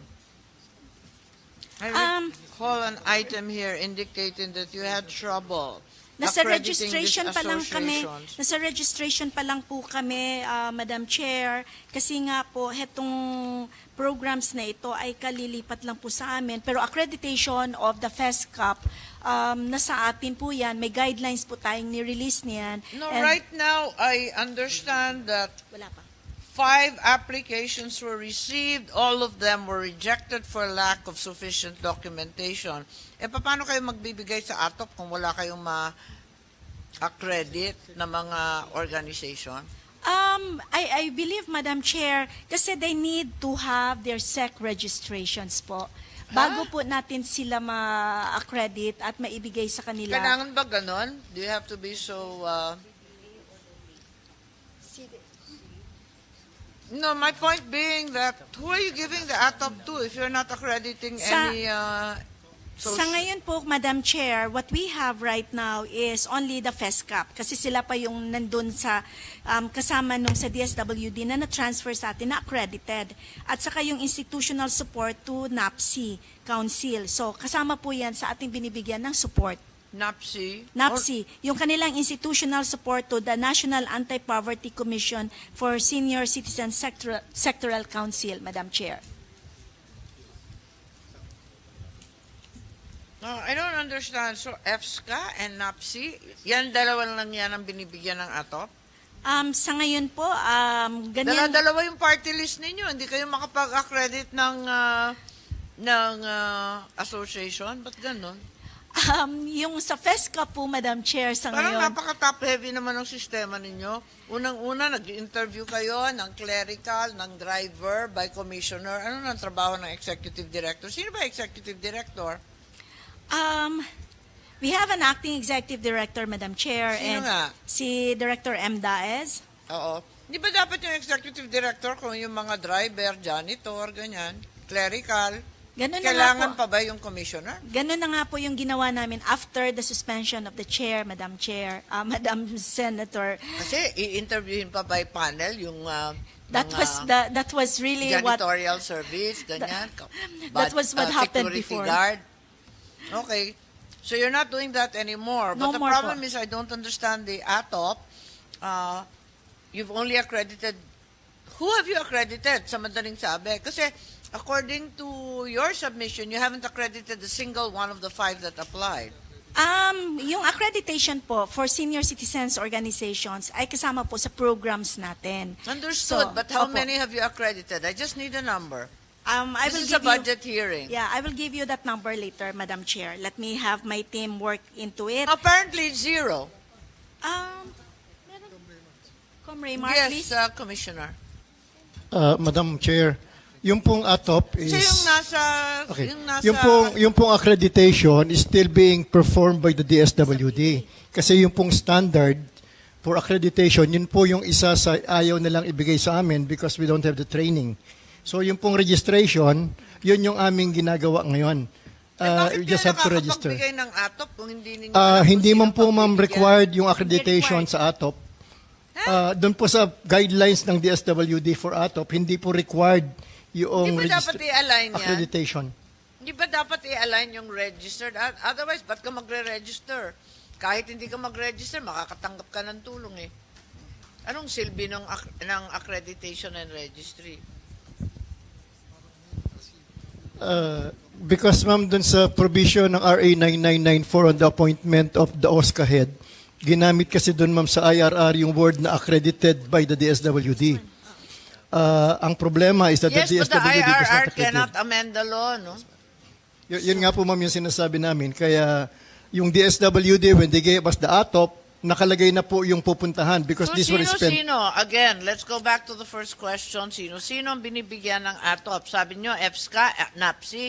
FESCAP, Madam Chair. FESCAP, the FESCAP, this is the Federation for Senior Citizens Association of the Paano yung Philippines. mga OSCA? Meron po tayo. Bakit yung EFSCAP lang? Bakit wala yung OSCA? Heto po kasi yung binigay sa atin na guidelines po na tinransfer ng Binigay?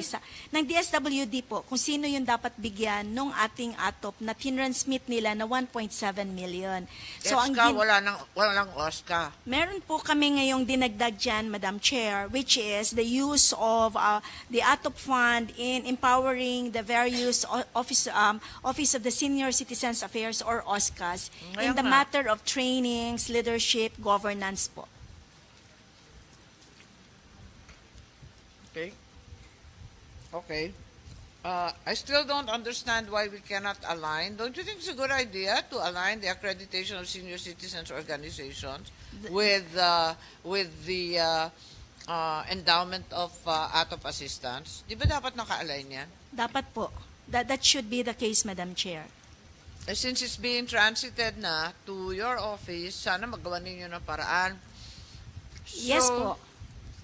I need to go back to your database. Are you anywhere near a database? That's always been the bone of contention. How many senior citizens are actually in your registry? Or do you have a registry? The Yeah. last time we talked, it's all PhilHealth.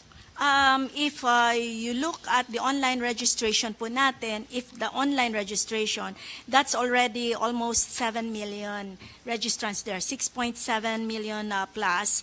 But in terms of the master list, for those who will be for the expanded centenarian cash gift and centenarian, we believe po that based on the physical targets from PSA, we are almost approximately near that number. So if No, the wait, PSA... wait. Never, wag muna yung e-centenarians. It's a different story. Opo. I just need because the e-centenarians only involves the seniors every 5 years. I'm talking about the whole universe of senior citizens. Sabi mo, online 7 million, which constitutes how many? In Of the the- total in the total PSA, di ba nasa 11, 12 million yan? That's around 60%, Madam Chair. Okay, 60% lang. Opo. Ilan dapat? Kung titingnan natin po talaga yung 12 million based on PSA, then we should be able to reach 12 million. But apparently there are... You only register online, walang in-person sa mga bara-barangay? Meron po, Saka sa Madam Chair. LGU? Kasama po yan sa mga OSCA at saka sa LGU. How do you intend to expand your database to encompass all 12 million? Kasi kung puro online, mahihirapan talaga. What we're doing currently, Madam Chair, is really to coordinate closely with the OSCA and the LGUs. So yun pong mga LGUs na wala pong capacity to be able to transfer the hard copies of these applicants po. Pwede po nilang ipasa sa amin at the regional offices. Tinutulungan po natin yan para maipasok siya on the online registration po. So it still has to be online. Kaya lang physical entry doon sa field office. Sa Ganun ngayon ba po, yun? sa ngayon, using that online registration that was created by NCSC, that's correct. But right now, we have some modification whereby we really want to just gather from the local government units. Kung ano yung data nila, yun na po yung gagamitin natin because then that would be a better source of information po. Yes, but how do you verify it? Ang problema. We You won't do, be able to cross-check the LGUs. we have a Baka way, maging PWD rin yan. Parang there- PWD listing ng LGU na lahat na lang may PWD card. meron naman po tayong people on the ground. Our team are on the ground to do some How many employees do cross-checking. you have? Per region po natin, we have around 2 focal persons for this. My goodness, that's almost nothing. Yeah, I don't think they'll be able to verify all 42,000 barangays. That doesn't seem like a very practical or realistic. but with the addition po kasi, Madam Chair, for the implementation of the expanded, we will be hiring additional COS po kasi. And we believe that by doing that, we would be able to expand further the number of persons who will be gathering the data on the ground po. I think the purpose of the expanded centenarians is entirely different from the completion of the database for senior citizens. Parang wag ninyo asahan yung expanded centenarians. Kasi yung expanded centenarians is starting from scratch. Mas lalong wala yun. Sa totoo lang po, Can't you Madam make an Chair. arrangement with PSA? Can't you do a PSA and MOA the with ICT. PSA? Yes po. We're planning to work with the ICT. Mag-MOA na lang kayo with Opo, PSA para and PSA. mabilis yan. Yes, we'll At do saka that, Madam mag-MOA Chair. na rin kayo with the Liga ng Barangay. And including siguro the DILG to help us out on Well, this. Liga ng Barangay more directly. All right, we'll At do saka that, yung Madam Chair. PSA. Opo. Kasi ang bagal-bagal mag-database ng National Senior Citizen. Yung national ID na hawak rin ng NEDA at PSA, hindi ba pwedeng i-integrate yan? Pwede po. Isa po yan sa ating ginagamit ngayon para sa ating EDMS. Yes, but maliban sa ginagamit, nag-usap na ba kayo ng NEDA? Not yet with NEDA at the national level, Well, but at the regional level, yes, we have No, but started. the instructions need to derive from NEDA National Yes po. as well as the PSA. We'll do that, Madam I Chair. think you have to fast track that. I think that's really the first order of business is to identify the seniors in the first place. Opo, we'll do that, Madam Chair. Also, I think we have to do some housekeeping. COA found that cash allowances and liquidation reports under the traveling expense local account had some non-compliance with the most economical airfare, delay in submission, etc. You're aware of this? Yes, Madam Chair, and How we are. has this issue been addressed? We have addressed all those issues, Madam Chair. And Fairly large sum. This is a lot of traveling. It's 12.5 million. Yes po, Madam Chair. We have already addressed this, and as a matter of fact, we have an internal implementation already of the Omnibus Guidelines for Travels under EO 77. So I believe that in the next budget season, this would not be reflected as such. Yes, but have you reached out to COA to rectify? Yes po, Madam Chair. We have But already they're still discussed. carrying this in your report. Yeah, we did already discuss this with them, and this Ano work- sabi? Rectified na po yan, Madam Chair, yung mga travel disallowances na po yan. Nabayaran na po yan ng mga personnel who are supposed to be, whose attentions were already called. May I have the report then? Yeah, we'll give you a copy, Madam Chair. Yes, because COA already noted that 34 audit recommendations in the 2022, barely 18 were implemented. The remaining 16 were ignored. As of So, as of today, has anything been done about the 16 unattended COA observations? Yes, Madam Chair. As of last week, when I had a meeting with our team, we already addressed that, and we can give you a submission on the updates of this. Sige, para lang maklaro, I need the COA. Is there a COA representative who can tell us yes or no? Oo, are you familiar with the audit observations for the PSC? Oo. And Pa-update lang. What's your name? Miguel Trabok from COA. Sige, if you could tell us, dun sa 34 audit recommendations, can you update us? Kasi 2022 pa to, hindi pinapansin. 16. Madam Chair, our current data or evaluation of that previous findings is that there were 16 unimplemented audit observations. Among the 34 audit observations po, Madam Chair, 18 were implemented for last year, and then That's for what I said. What happened to the 16? Yung 16 lang tinatanong ko. there is an update for the 16, Madam Chair. 12 of them were implemented, and then there were 4 which remain to be unimplemented po as of August 12, What are those 2024. 4 and why is it taking almost 3 years to rectify? Madam Chair, Yes. may I answer those 4 partially implemented? Oo, ba't ang Based- tagal? Isa po, Magtatatlong taon na tayo. Isa po yung opening of the trust fund account for proceeds from sale of bid documents. Pangalawa po, yung accountant pledge to exercise caution and diligence in recording and classifying financial transactions. Okay, kaya nga, ano na nangyari dyan?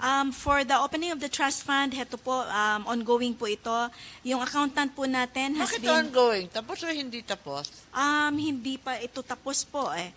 Pero as to the accountant, on the exercise of caution, already addressed na po ito.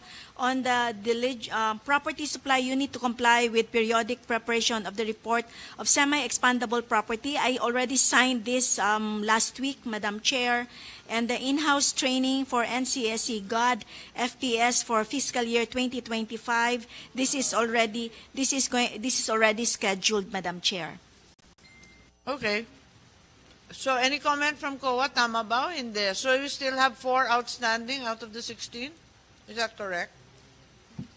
As per our latest validation, Madam Chair, it is correct po. There were still 4 which remain to be unimplemented as of Okay. August 12. Sige, if that's the case, can you give me an updated report? Kahit 1 page lang para alam ko it's off the table. Yes, Madam Chair. Though they communicated to us that they will be submitting an updated audit observations and status of implementation as of September 30. Sige. So we are still hopeful that they are going to submit it to us, Madam So Chair. sa palagay mo matatapos yan before the year ends para matapos na tayo? Yes, Madam Chair. It should be the Kasi commit. ongoing naman eh. We are just hoping with the commitment of the management, Madam Chair. So Okay. if that is doable, then we. The other item, of course, is the turnover. I think as of June. Ano na ang balita? What exactly has happened since there's been all sorts of news about your organization? Our chair is of course suspended, and the suspension was served on July 10. July Yeah, 10. July? 10 Okay. at around 10:30 in the morning. So the suspension was issued by? Issued by the Office of Executive Secretary. So Okay. the suspension will cover the period from July 9, and this was received on July 10. And immediately after, we had our special emergency meeting by the rest of the commissioners. And of course, we wrote an official letter to the Office of the Executive Secretary requesting for an OIC. Another, yes, so now you're the OIC, you have an appointment. Is Yes, that Madam correct? Chair. Okay. In the meantime, one of the accusing commissioners, Raymond Silungan, was meted a 90-day preventive suspension by Malacanang, but I see you're here. Yes, ma'am. I reported back after 90 days because there was no other order. There was no order extending or terminating the suspension. So it was deemed to have served the suspension, Madam Chair. I see. Has there been any response from your office, Commissioner, regarding the allegations of dishonesty, neglect of duty, misconduct, etc.? Madam Chair, I submitted counter affidavit ad cautelam, which was perhaps the reason why there Can was you no. share the same with us? Oh, I will, Madam Chair. I Thank will you. get it. I'm a little bit perplexed because the Office of the President found prima facie evidence, and hence the accusations remain. That would be the case, Madam Chair. Sorry? That would be the case, Madam Chair, until the OP issues or promulgates a resolution. So in the meantime, you're waiting, but your suspension has expired. Is Yes, that what Madam you're Chair. saying? So you're still awaiting Yes, Madam Chair. awaiting Waiting for the resolution. the determination of the ES? Yes, Madam Chair. Okay. All right. How many commissioners are there now? There's 6 of us, Madam Chair. How many should there be? 7, Madam Chair. Including the chairman and the OIC, the chairman, the CEO. So right now, there's only 6 of us. So kulang lang ng isa? Isa lang po. Okay. All right. So, is there any information whether you're going to be getting another chairman? I do not know, Madam Wala bang Chair. balita? Basta Okay. ginagawa ko lang po muna yung trabaho as a task by the Office of the President. Okay. All right. Is there a transition plan from the SWD with regard to the larger sum, the social stipend? In our last transition meeting with the SWD and our meeting with Secretary Rex Gutchalian, we have already agreed that number one, on the centenarian, yes, that will be up to December 31 only from them because the budget. Andito na yan sa 2025. Opo. Wala nang Pero problema sa yan. social pension po, Madam Chair, yung pinag-usapan po namin na last would be mid of next year. We should be able to do the transitioning already for 2026, not 2025, Madam Chair. It's huge. Yes po. That's the reason why, Madam Chair, it should not be transferred to us unless we are ready.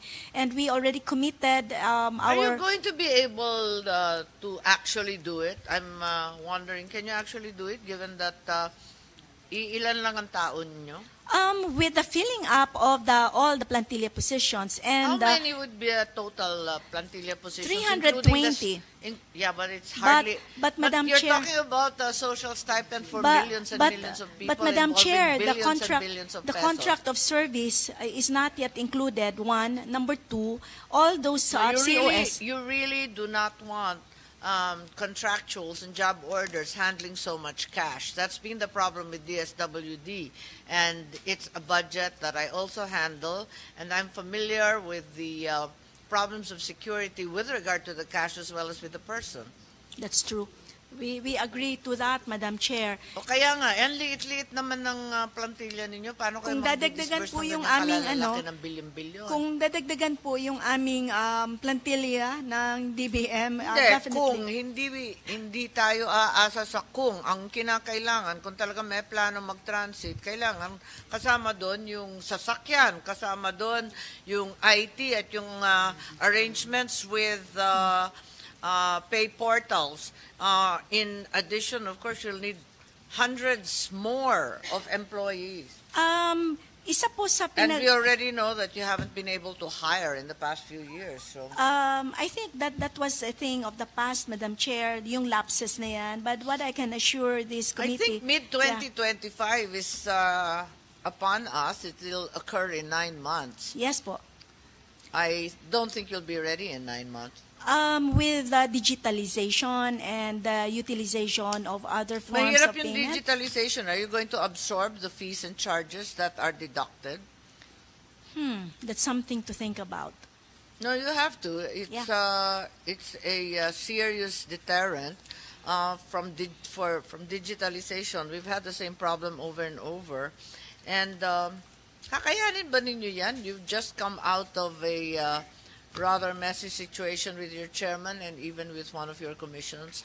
So you'll be handling several billion here. Allow us to make a presentation to you separately, Madam Chair, when we have already finalized our processes and plans and programs Does for the social DSWD pension. think it should be transferred? We should ask them. Do you want to handle it? Parang ako, I'm very, very skeptical. Well, una sa lahat po, Madam Hindi, Chair. kasi nagkakaproblema tayo sa leadership ngayon, hindi ba? Tapos Yeah. dadagdagan pa to the tune of almost 60 billion. Are you kidding? That's the reason why, Madam Chair, that we were pegging it at Nakakatakot. 2026. Not next year. Miski 2026, nakaka-nervyos, Director Abad. Anong tingin niyo yun? Parang nakaka-nervyos eh. Po. Ninenervyos din po kami actually. Ilan na yung empleyado ninyo, total? Once we fill that up, all of it, 320 plus the COS. Eh, yun na nga. Ano ba And- naman ang 300? And no, Madam Chair, 1,000 kasi yung COS na galing po ng DSWD na itatransition po nila sa amin. Maski na, wala yun. Alam mo ba kung ilang libo ang kino-contractual ng DSWD? Yeah, true. A very, very discomfiting position if you consider the amounts of cash that they're carrying, the lack of vehicles that are safe, the personnel who are only job orders, contractuals, or worse, handling so much money. Ito, napakalaki nito. Yung maghahawak po na, dapat niyan, Madam Chair, should be permanent position. Kaya nga, yun din yung sa DSWD. Pero hindi naman mangyayari yan overnight. So, right now, it's DSWD, di ba? Aren't we just duplicating? Kaya naman ng DSWD. Decent sila na lang. Bakit pa ita-transition yan? Huwag na natin lipatin. Sang-ayon ng DBM dyan, sigurado. Kasi ang laki-laki ng gastos niyan eh. Ang problema kasi niyan, we are now evolving all these 4Ps, ayuda, may MAIP, may Kalahi Seeds, may senior citizens, may agricultural rice subsidies, may transport subsidies. Lahat ng subsidy na yan, kailangan ba ng hiwalay na ahensya, hiwalay na tao? Parang hindi yata dapat, ano?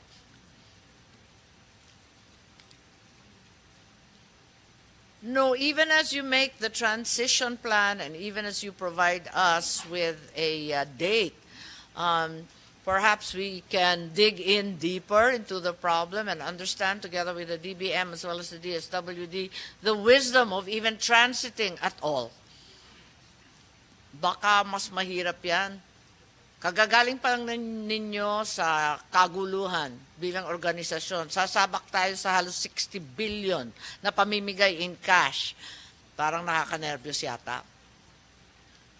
At OIC ka pa lang, Dr. Loreche. Sisisihin ka samantalang yung kapangyarihan mo ay hindi sapat. Kasi OIC, di ba, lahat continuing, walang bagong kontrata, walang bagong programa. Nako, magkakaturuan ng labis-labis. Ako yung ninenervyos ng bongga. Wala. Fair warning lang po. So with that, with the request for the information with regard to first the registered recipients of the ATOP, the update on the COA findings, and what else have we mentioned here? And perhaps the update also on the cases pending against Chairman and Commissioner Mansilungan. With that, I'm happy to endorse your budget to the Mother Committee of Finance here at the Senate. And with that, we close the hearings and briefings on the National Commission of Senior Citizens. Maraming salamat po. Okay, let's call on the Secretary to recognize the representatives of the Climate Change Commission here to present and defend their budget. Yes, Good afternoon Beth again, Agas, Senator. For the Climate Change Commission, they are represented by Secretary Robert Borge, their Vice Chairperson and Executive Director, together with their Commissioner Rachel Ann Herrera and Commissioner Albert de la Cruz. For the Commission on Audit... Ilan ang commissioner sa climate change? Tatlo talaga? Okay. Pero bakit secretary level? Wala lang. Okay, sige, proceed. For the Commission on Audit, we have State Auditor Joey Bernardino. For the DOF, we have Director John Narag. For DBM, we have Ben Gillette Suniga. That's all, Senator. De la Cruz? Who's sitting next to Commissioner Albert de la Cruz? I'm sorry, I can't read the plastic. Ayun. Okay. Ilocano DOF, ka? Senator. Taga saan ka? Director John Narag. Taga saan ka? Senator, province-wise Cagayan Valley. Yeah, I figured. Yeah, I saw a whole slew of narags yesterday. Okay, please proceed. That's all, Senator. Okay. Who will present the budget? Please keep it brief and just focus on the salient points and differences from the 2024 budget. Thank you very much, Madam Chair. We're thankful for this opportunity to present to you the CCC's FY 2025 NEP budget. This will be 6 slides. Can we move to slide number 21, please? Which shows that the budget is at 170,153,000, which is 23.7% or 32.6 million higher than the 137.6 million fiscal year 2024 NEP budget. This includes 30 million budget for finally the approved information systems strategic plan, consistent with the Commission's thrust for continuous improvement and modernization, and to come up with a very strong data analytics and data governance on climate change. It also includes, Madam Chair, 7 million to pursue the directive of the President to implement the NAP, or the National Adaptation Plan, and the NDC. And this, of course, is responsive to Chapter 15 of the updated PDP Accelerated Climate Action and Strengthen Disaster Resilience Objectives. If we can move on to the next slide, this shows you the tracking of the budget of the Climate Change Commission from fiscal years 2021 to 2025. And we see here again the increase from its NEP budget, and we're grateful for the continued support for the budget of the Climate Change Commission. For the next slide, we'd like to show you, Madam Chair, the utilization rate of the Climate Change Commission's budget from 2021 to 2024 comparison. From 2021, which is 81.63% utilization rate, it improved very minimally to 81.65%. The 2023, however, it improved to 87.07%. On the slide, it's 32.2% as of June 30, but as of September 15, 2024, it's at 56.4%, which means that it's on track if you compare the 2023 budget, which was 51.59%, or a 5% growth for 2024. For the next slide, we'd like to provide the budget dimensions by allotment and class. PS is 31.1%, CO is 4.8%, and MOOE is 64.1%. By PAP type, operations is 32.8%, General Admin Information System Strategic Plan is 18.2%, General Administration and Support 67.2%, broken down into General Admin Mandatory Expenses and General Admin PS as well. For the next slide, this shows you, Madam Chair, the priority programs of the Climate Change Commission for fiscal year 2025. This is the localizing of the National Adaptation Plan, the updating of the National Determined Contribution, enhancing LGU capacities in accessing the People's Survival Fund, certifying businesses and enterprises that will comply with the Green Jobs Act, and monitoring and evaluating climate change actions, as well as strengthening capacity of NGAs, LGUs, private sector, and non-state actors. With that, Madam Chair, we finish the presentation. If I can just mention, for ISSP implementation, we'd like to work on strong data governance for climate change. Therefore, it's important to note that we have there as a component the development of key information systems. With that, Madam Chair, we conclude the presentation of the budget of the Climate Change Commission. Thank you very much.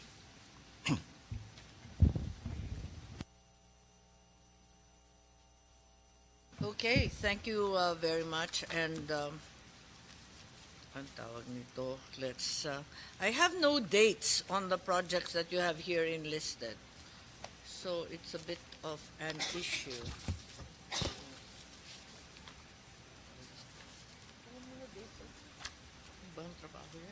Okay. So I'm unable to understand. For example, the only ones with dates so far with me are the People's Survival Fund, but I don't understand why you count for 2025 projects dating from 2016. For the Project Development Grant of the PSF, I have no dates. When were these granted? To 2 million? Madam Chair, they were granted during separate years. The reason... Kaya nga, for example, Bobon Northern Samar, kailan yan? Kasi pinaghalo-halo, dapat hindi kayo nagre-report ng kuan. Okay, Madam Chair. So kaya nga, kung na-report na, tapos na yun. Paano to? The reason is these are still also being currently implemented. So are you saying that, no, even if they were implemented, when were they granted? That's the operative date for me. Thank you, So Madam. ano to, yung PSF approved projects, Bobon Samar, when was it approved, the 2 million? Northern Summer is March 1, 2022. For Mountain Province, it's 29. No, wait. Why Mountain Province? No, There's- Mondragon, Northern Summer. I'm talking about another set of projects. March. It's Hindi. March 1, 2022. Which Samar are you talking about? Northern. Teka, yung Samar na nasa... Ngayon, alam mo, ang gulo ninyo mag-present, pinaghalo ninyo lahat ng ginawa ninyo mula kayo pinatatap. We apologize, Madam Chair. We'll provide... Alin dito yung Samar? Ang gulo nito. No, yung Northern Summer is under the PS, ano to? Project Development PDG. Grant. Yes, Madam PSF Chair. approved project. Northern Summer, you say March 2022. Ang sumunod sa listahan nyo, Mondragon, Northern Summer din. Pambuhan, Northern Summer, Rosario, San Jose. Tama ba? Yes po. O kaya nga, They're five kailan po. ito pinamigay? March 1, 2022 approved. Pare-pareho? Yes po. Bakit sabay-sabay ito? No, I'm just curious. Yeah, this was presented together, ma'am, during the PSF board in March. And then, Besao? Besao is Mountain November Province. 29, 2023, during the 19th PSF Kailan? board. November 29, 2023, Okay. during the 19th PSF board meeting. So, they're ongoing? Is that the reason there are no dates indicated? I'm lost. They're ongoing po. Even the 2022 is ongoing? That's right, Madam Chair. Yes. It's very confusing because this was reported. We apologize, Madam Chair. We'll do better. You also made mention of Sarangani. It's not on the list. May Sarangani Sarangani, August 2024. Wala sa listahan pero nasa SA.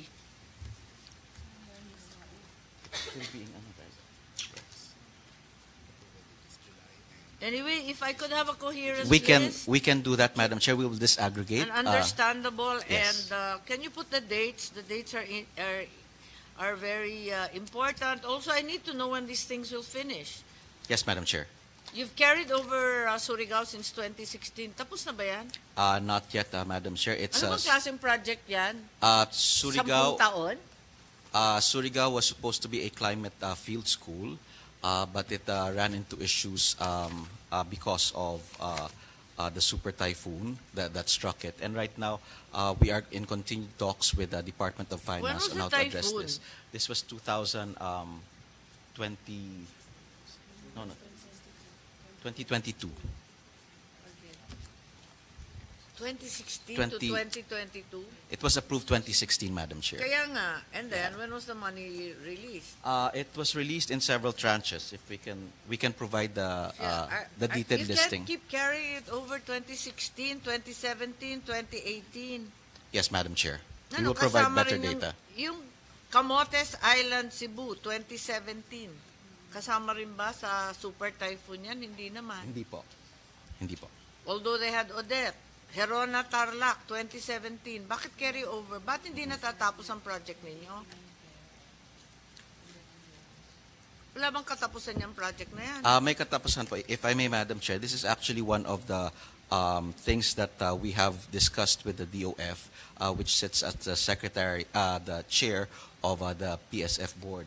We've noted, as again you informed us last year, that there are certain gaps in the implementation of these approved applications, and we're working on them right now.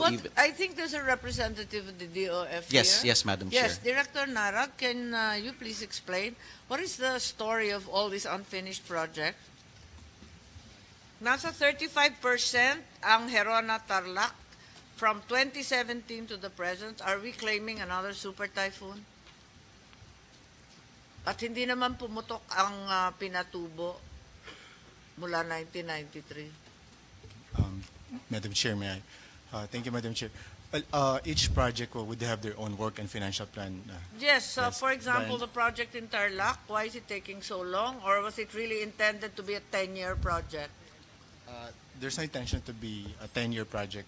No, what was it supposed to be? ba It's talaga? supposed to provide Herona with a Ano bang project yan? Ba't kaya tagal-tagal? this is an agri-project, agri-related climate resiliency project. Nakailang planting cycle ka na? Wala pang katapusan. Chair, ito for this particular project, it's It's really the a documentation. 4-year? I'll check on the updated schedule, Chair. How many?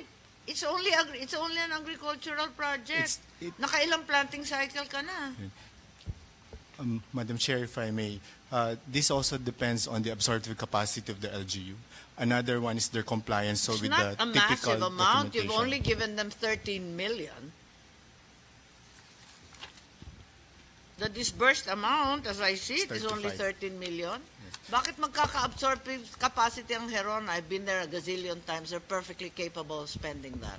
For this particular proponent Kung kinaya beneficiary, ng Bamban, ilang bilyon eh. Herona pa. sir, for this particular LGU, Chair, thinks more of their compliance with the typical documentation.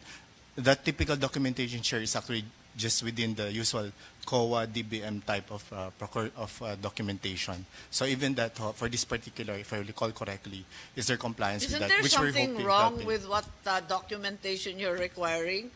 If it's taking them 7 to 8 years to comply? You're now saying it's not an agri issue, it's a documentation issue. Eh kung documentation issue, 8 years mag-produce ng dokumento. Mabilis ang rekto kahit magpalsipika. Anong gusto ninyo? Ba't katagal-tagal nito? It would also be related to their procurement. I mean, the typical implementation. Ba't hindi na lang ninyo hintuin yung project? What was the project plan ba? Gano'ng katagal dapat yan? I'll check on the. It's not the only one. There's another one in San Francisco, Camotes Island, Cebu, 2017. Eto, na-accomplish. So what's Completed the na, Chair. difference between Cebu and Herona? Between these two, Chair, I think it's more of the implementation din po. Yes, So- precisely. But you have so many projects that are undone. Who's monitoring these projects anyway? We work in a multi-agency structure, Chair. So we're working with the first CCC, DOF, and the Development Bank of the Philippines as our support also for the implementation. To your mind, is it working or isn't it working? It's clearly not working. You're not finishing projects. For these projects, and also, Chair, of course, during the implementation, the pandemic also hit part of the implementation These aren't pandemic arrangements. projects. They're derived from 2016. 2016 siya approved, Chair, but if I recall correctly, the signing was done, I think, around 2018. May I have the original papers? We will provide you, I find Chair. it very difficult to believe that you have an agricultural project that actually lasts 8 years. We'll I think compile, that's Chair. rather far-fetched. Herona, San Francisco. Di naman komplikado yan, di ba? Komplikado ba yan? May papatayo ba napakahirap dyan? I'm curious also, why is there suddenly an occurrence of Ilocos Norte climate resistant? Ano naman yun? For the province. And when was it approved? For the provincial. May 2024? That's Alin right. yan? That's right, Madam Chair. This was actually a part of the pipeline projects for PSF applications. And it went through the procedure. Has any money been downloaded? Parang wala, di ba? Not yet, Madam Chair, because as per the process that has been identified by the board, there has to be a financing agreement that needs to be signed. So there were 2 additional projects that were applications that were approved by the board. 2 of them still need the financing agreement, and that includes the provincial government of Kabagan, Ilocos Isabela, Norte. Katanawan, Quezon, wala pang download. There are partial downloading in tranches. And also Borongan, Eastern Samar. Ang gulo ng report ninyo. Pwede bang kumpletuhin ng datos? Wala akong naintindihan. We will improve on that, Madam Chair. Thank you. O, pati ito, Cortez, Surigao Sur. Ano ba to? Nag-download ba yan? Hindi. Wala wala nakasulat dito. Yes, Madam Chair, we will include that in Yes, a what is better it? paper. Do you know? Cortez, Surigao del Sur. Has the money been given or not? Not yet, Madam Chair. What are you waiting for? It still has, it needs June, the financing July, agreement. August, September. Maglilimang buwan. What are you waiting for? Needs the financing agreement, Madam Chair. Actually, right now po, the DOF in partnership with the Climate Change Commission, there's an ongoing capacity building program ongoing right now with all 19 LGUs to identify gaps and to further improve the process, Madam Chair. Yes, it's very confusing. If nothing has been downloaded, surely the project hasn't begun. But it was approved. Are you telling me that these projects na wala pang downloading, na-approve naman siya? These were not yet downloaded because they were approved in 2024, just this year, Madam Chair. So we will provide you the dates. What's the process? I mean, I don't understand. I'd like to defer Either to you DOF. approve and then you download. Well, how can you approve with incomplete documents? You approved even without a financial agreement? So it's no approval at all. Madam Chair, if I could shed light lang briefly on how the processes are done. Of course, will be subjected to the usual appraisal and approval. The approval will just be on the project itself, and of course, authorizing the board to sign and negotiate and sign the appropriate covering instrument, in this case, financing. That's truthful. It's only an approval in theory or in principle. Dahil wala pang download, wala pang financial agreement. So wala pa kayong pinag-usapan, wala pang pere. Once we have the signed agreement, Chair, then we'll secure the... Then don't put it in this compliance. list. Delete na lang from the list and put an honest, real, truthful enumeration of ongoing projects. It's not ongoing. It lacks documentation, especially the most essential document, which is financing. Tanggalin na lang ninyo. Parang nagluluklan naman tayo nito. Kasi meron pa kayong hirit dito na may Sarangani, may Claver, Surigao Norte, may Rizal, Kalinga, at kung ano-ano pa. You put this na nakapending. Pero in reality, all these others that you say have been approved are pending pa rin. Wala pang financial agreement eh. Yeah, let's put a more realistic. So ang ending nito, matatanggal lahat ng project na to. Dapat tanggalin to eh, wala pang pera eh. Copy, Madam Chair. So tanggalin ninyo lahat to. So all of these should... So in effect, the only projects continue to be the projects derived from 2016 to 2018. All of these listed as 2023 are in fact non-existent as we speak. Sabi mo kanina, hindi pa nabibigay. Wala, lahat yan, financing agreement not yet given. Madam Chair, will provide the Ang updated gulo list. Itong Borongan, Eastern Samar, zero disbursement. Kabagan, Isabela, no download din. Katanawan, Quezon. Puros walang pera to eh. Lahat ba ito walang financial agreement? Ma'am, for this one, no, it's just the, for instance, sa Katanawan, Kabagan, it's just the completion of the pre-release documents for the transfer. Pareho na rin yun. Wala pa, di ba? Signed na po yung... Download eh. Signed na po yung agreement, but to comply lang po with the usual DBM COA, we just have to make sure there's a covering instrument before we download, Chair. So that's the current process, but we will revisit, and as we are continuing to But can you please revisit. delete it from the roster? It doesn't exist as a project until money's been given. This is a budget hearing. Yeah, so we're back to your old list, which dates from 2016. If I may, Madam Chair, actually there has been partial downloading for this project, one in Maramag, Bukidnon, Wala rito sa akin. and then one Magkano? for the disbursement is at 7.76%, 9.8 million, and then for the Mountain Province Field School for Farmers, Oo, yun lang. Okay. there's Yes, 21.90. well taken, well taken. Yung wala talaga, Borongan, Kabagan, Borongan, Kabagan, Katanawan, Ilocos Norte. So Yes, Madam tanggalin Chair. ninyo sa listahan, wala yan.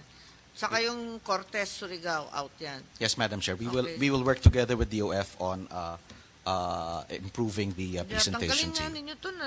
Itong approved amounts na tig to 2 million, downloaded na. Itong PSF approved project, Project Development Grant, Bobon, Northern Summer, yung hiningi ko yung date kanina. Ang gulo ng presentation, pasensya, hindi ko rin maintindihan, kaya pabalik-balik ako. Na-download ba itong tig to 2 million o hindi? waiting for the documentation from the LGUs, O di Chair. tanggalin But the din. FA has I-out been din yan. signed. Approved the funding. Lahat yan tanggal. Out. Delete na nyo sa accomplishment report. Hindi siya totoo. Pag tayo nag-iimbento ng project, hindi pa naman nabigyan ng pera yan. Global Environment Facility. Alin dito ang totoo, alin ang hindi. Po. Meron kayong pinaglilista dito? Ano to? Low Carbon City. Ano ba to? DENR-led. Coral Reef, Palawan. May nabigay na bang pera to? Ay, wala. Hard pipeline. I'm doing my best to understand. Your presentation is well nigh incomprehensible. Teka, asan na tayo? Yeah. Please, can somebody explain to me what the Global Environment Facility has done?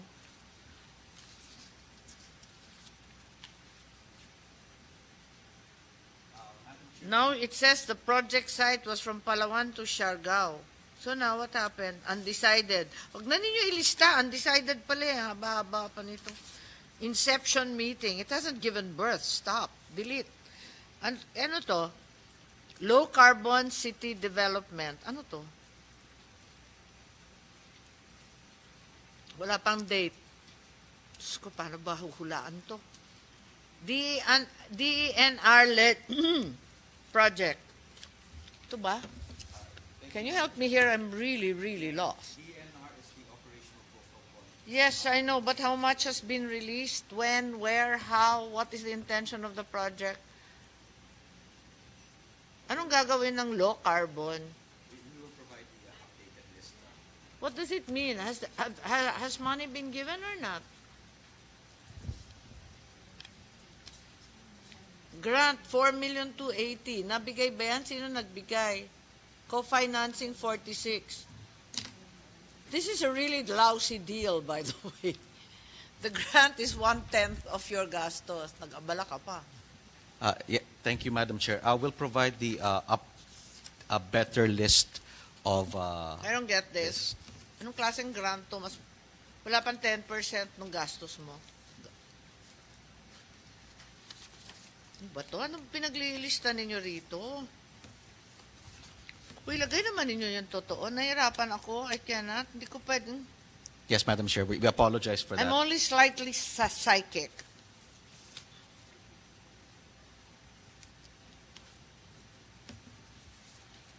I can't really. Yes, Madam Yes. Chair. We will improve on the reporting for What this, is and we'll work. this? Technology needs assessment. DNR climate change. Approved for project preparation. Delete.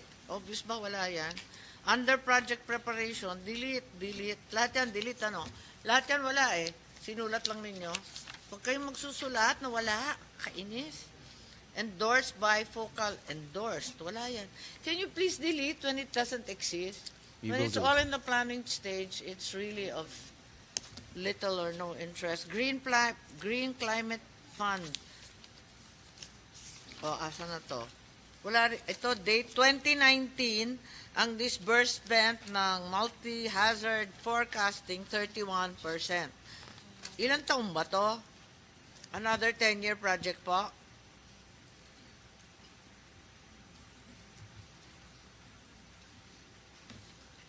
Green Climate. Climate Fund, Madam Chair. Uy, this is all your presentation. I'm just reading to you. Good afternoon, Madam Chair.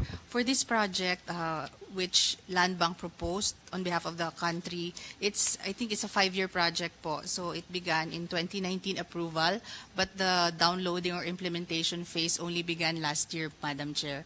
So, nag-pandemic po and, opo, yes, ma'am. So last year lang po na download at nasimulan po yung, yes, ma'am. Nagsimula po and downloaded to Land Bank and Pag-asa as the main proponents. Downloaded in 2023 to Land Bank? Yes, ma'am. And DOST Pag-asa. Dalawang pinagbigyan nila ng 3 million lang? It's 10 million USD, Madam Chair, total. Yun po yung financing. But the downloaded amount to date, that as of the data we have, is 3 million. Recipients. You're telling me there are 2 recipients, both Land Bank and Pag-asa. Eh, nandito, disbursed amount nasa 3 million lang. Dalawa pa yung pagbibigyan. May I correct myself, Madam Chair? So the amount disbursed is 3.2. It's disbursed primarily to Land Bank po. Land Bank is the access entity. And then eventually, Pag-asa will implement. So meron din pong transfer between those 2 national agencies. But we will look into how much has been transferred to Pag-asa, ma'am. How much is this supposed to be? 10 million? 10 million US dollars po. Why is it taking so long? What are the circumstances? Madam But Chair, ang liit-liit naman ng unang transfer. opo, Di ba dapat nagda-down payment? Wala bang mobilization ng project? And I am assuming this is engineering and technology heavy. Because These are it involves all- forecasting. And That's yet we correct, have this ma'am. meager sum of 3 million. Aanhin yung 3 million? ma'am, only because the project is limited to 4 pilot sites. There are 4 sites, Legazpi, Davao de Oro, Cagayan, no? Sino pa? Palo, Leyte, and there's one more in Luzon, Tuguegarao po. So 4 lang, ma'am. Well, Land Bank also says to us they could have added more sites, but this was the very first submission they made to GCF, and they were still learning the ropes design po. yan, you can add sites as you go along. Hindi na po pwede, ma'am. Bale, ito na po yun. 4 Kaya nga, sites. So there are 4 sites on the eastern seaboard. Okay, so they're all Pacific facing. So you only Correct, need ma'am. to forecast Pacific derived typhoons. Ganun ba? Nakakatawa yung project design. Eastern facing. Na-assume na natin yung West Philippine Sea, wala nang paputok doon. Ganun ba yun? Nakakatawa kasi yung project work. Multi-hazard impact base. Okay. Ba't ganon? Ba't 3 million lang ang pinadala? Ma'am, this is following the work and financial plan. There are activities that must be in sequence, and there are just very initial slow workshops po. sequence from 2019 to 2024. Apakabagal naman itong sequence na to. Yes, ma'am. Considering it's only been a year and a half, nagte-training pa po yung mga LGUs. In fact, they planned one workshop for the 4 LGU representatives for this month po to capacitate them on forecasting. I guarantee you that Palo and Tuguegarao don't need much training. We've had more than enough typhoons. Ano kayang training ang gagawin? Mas alam pa kaya nila kaysa sa atin? Madam Chair, if I may, we'll work very closely with the DOF, which sits on the GCF board. If I may, actually, the GCF is increasingly under negative comments from the stakeholders, precisely because of the slow downloading and the slow processing of applications. And we'll work together with DOF, Madam Chair, to get to the bottom of this and to express our... Are you saying it's worldwide? It is a global issue, Madam. Kaya, It is a global problem for GCF. Yeah, that's why. That's what you should have said. Don't put it na here. Ang gulo-gulo nito. 33.17. It's causing more aggravation yata. Mag-iti-training pa ninyo. Typhoon ngayon. Abala pa sa Yes, lahat ng tinatamaan ng bagyo. I think, Madam Chair, if I may again, from the perspective of policy, it really requires a lot of studying on our part to hold the GCF to account for what they need to do. Yeah, there's a lot of finger pointing, but you know, there was a very recent flooding summit attended by all ASEAN, and you were absent. That was the one trip you should have joined. Ba't wala kayo sa Singapore noon? Libre ang turo ng Amsterdam sa lahat ng ASEAN. They identified the Philippines as one of the highest vulnerable, but they all decried the absence of anyone at all from the Philippines. Thank you, Madam Chair. We'll look into this. I personally did not receive any invitation, and we'll check po. No, I think you should make it your business, is. uninvited or Yes, ma'am. as a gate crasher, you should attend these places where they're giving advice for free. Yes, Madam Chair, we'll work on that po. It's quite embarrassing. They kept talking about the Philippines being absent. Kung saan-saan kayo nagbabiyahe, yung kailangan puntahan at binabaha tayo ng labis-labis, nag-absent naman kayo. Saan ka naman nakarinig ng ganito? Eto, agriculture. Ano to? The other project you have under Green Climate Fund, ano to? Can somebody tell me about this? DA, DOST, please, let's get to... Maaga pa ako dito. Yes, Madam Chair, Pwede ba this one. sumagot naman kayo kahit paano? This is our second national approved project po under GCF, proposed through the UN Food and Agriculture Organization, and the executing agency is DA and DOST Pag-asa again. Ang disbursed pa lang po niya, Madam Chair, since it was approved only last year, is 1.8 million out of the $26 million grant. Were disbursed from, galing ba sa atin yan? Or, Ma'am, this is a GCF no, but funding proposal. but the funding is from the Philippines or from No, overseas? no, ma'am. This is from GCF, the Climate Fund. Okay. Don't know.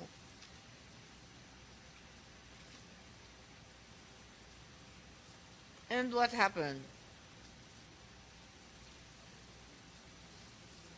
Madam Chair, if I may So- supplement, the project will be implemented in 7 years. The operational It's partners. 7 years? Yes, it's 2024 to 2031. And what's supposed to happen? It's already happening. The So- preparatory and implementations underway. It What hopes are they going to do?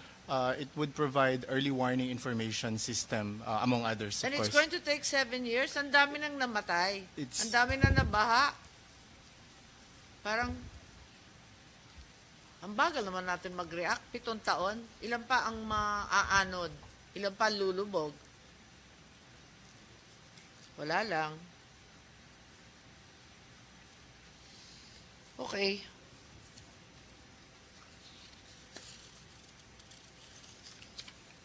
Adaptation Fund?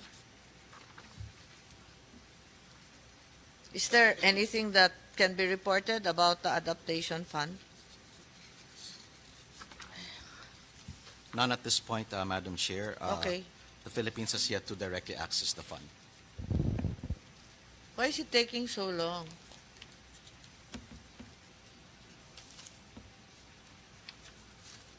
Why is it taking so long? The focal agency for this, Madam Chair, is DNR. Will coordinate So with them what's on the this role particular. of your commission? We Aren't you more appropriately abolished and then located in the DENR?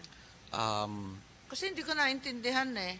Di ba nagra-right sizing ang gobyerno? Di ba obvious na kailangan ninyo DENR na lang? That's one position, but there's also the position, Madam Chair, that the Climate Change Commission has to remain as it is. Why? While it's still Why? a relatively young agency, there are cross-cutting issues that ideally under the RA 9729 can be better addressed by a commission po. Why? There are Your some. performance wouldn't prove that. I apologize for No, that, Madam Chair. I'm not accusing you, and you're only new in any case. But there are clearly issues with the organizational structure because you can't Yes, get ma'am. anything done. Yes, Madam Chair. In fact, this is one of the. So that's my point. Aren't you better subsumed under a proper departmental structure than attempting to stand alone and not getting very much done? Madam Chair, if I may, this is one of the findings of COA There we on go. organizational reform. And in fact, we at the Commission, this particular cohort of commissioners, are working hard on the reforms that are needed and to make Well, sure you that. know very well, Coordination is a very, very bad word in government. It means you have absolutely no power, no budget, and very, very little staff. So there you go. All you do is coordinate. Parang NDRRMC yan. Hindi nakaka-respond kasi nga coordinating body lang sila. Policy formulating. Wala and naman coordinating. susunod sa kanila. Kaya nga, the move is for NDRRMC to become a FEMA or some kind of agency. Agency, yes. At hindi na siya coordinating, liaising, and so on. Kayo rin. Yes, Madam Chair. And we would have to say that based on RA 9729, that really is the mandate of the Climate Change Commission. Policy is the formulating mandate? and policy formulation and coordination. Kaya nga, that's the same problem we have in all these agencies. Yung mga early learning, policy formulation and coordination, ang ibig sabihin, walang mangyayari. Yun na nga ang problema dyan eh. Okay, anyway, andito yung mga COA findings ninyo, the usual. Okay. Ano ba to? Yeah, can you tell me about climate change expenditure tagging? Ano yun? Sorry, Madam Chair. Climate change expenditure tagging is a program between the Climate Change Commission, the Department of Budget and Management also, and this aims to tag the climate change related projects of our different agencies. Kaya nga, which underlies the fact that you're a mere coordinating body. You just tag, di ba? Yeah, we understand that, Madam Chair. Kaya In fact, nga, that's why how much can you get done? So what's the advantage of tagging aside from aside from pogi points na meron tayong climate change projects? we acknowledge this shortcoming, Madam Chair, and that's why we're Yes, working. but the point is, you're not supposed to apologize or say sorry. What we need to do is to change the law in some way, retool the organization, re-engineer everything, because it's not working. Apology is not what is required. What is required here is for you, in aid of legislation, to make recommendations, because it's simply not working. Thank you, Madam Chair. We are working on that. We So are you should aware of. actually go to some department that actually does the work, like DNR. So who sets the standards for this tagging? The tagging is jointly come up with by both CCC and the Department of Budget By and who? Management. Sorry? CCC and DBM, Madam Chair. There's that typology that has been Sorry. ECC or CCC? CCC. You. CCC, So it's you and and DBM. who decides what are the guidelines for that? This was through a joint memorandum circular, Madam Chair, between DBM, CCC, and also a joint memorandum circular from DBM, CCC, and DILG. DILG? This is for tracking of climate programs by the LGUs, Madam Chair.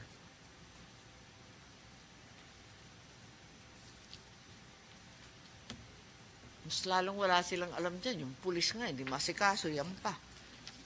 Again, Madam Chair, if I may, reference to stronger data governance and stronger data analytics. This is why this is a How many priority employees for do you have? climate. Right now, we are 80.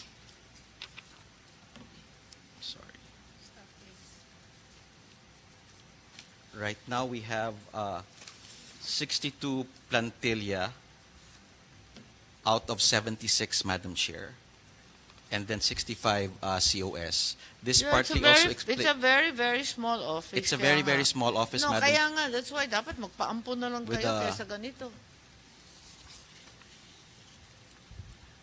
Anyway, what's the process for this tagging, and what happens when you're tagged? And what are the guidelines? I'm asking on behalf of the LGUs. You mentioned the LG. The LGUs are completely confused by this effort. CCT, Madam Chair, again, is a joint policy framework of the DBM, CCC, and the LG. It's supposed to monitor and Yes, mainstream what's climate the, change. can you just respond? to the question, what are the standards being utilized? What are the guidelines? How do you become tagged? For this, Madam Chair, we have What are the guidelines? Just the answer, guide- ano yung guidelines? we have the CCET Decision Tree and the National CCET Typology Code Manual, which is used to Can identify. we use human being, normal, mortal language? Sorry, Madam Chair, this is the language that we have. But It's essentially, not something I or the LGUs understand. You have to decode. This jargon's not helping us, yes, Madam Chair. even less impressing us. In essence, first, the question is asked: does the main objective, or one of the Does main it have to objectives, be a main objective or a... or one of the main objectives, Madam Chair? There's a decision tree again for this. Does it articulate climate change adaptation or mitigation? If it's yes, then it's entered What as. happens once it's tagged? Maybe you can just give me the simple standards outline. It's ideally, Madam Chair, it's supposed to inform policy decision among the different oversight agencies. Once all of these data are Sorry, if you're an collected. LGU, can we just make it really simple? If you're an LGU, you have a climate change project which is tagged. What happens next? Do I get punished? Do I get money? No, Madam Chair. If you have What the happens? if So you have the you tag the CCT, project somewhere. if you have the Or what can the CCT, mayor count on? if you have the CCET, it also goes into the process of LCCAP, and what? this local climate change action plan, Madam Yeah, Chair. so...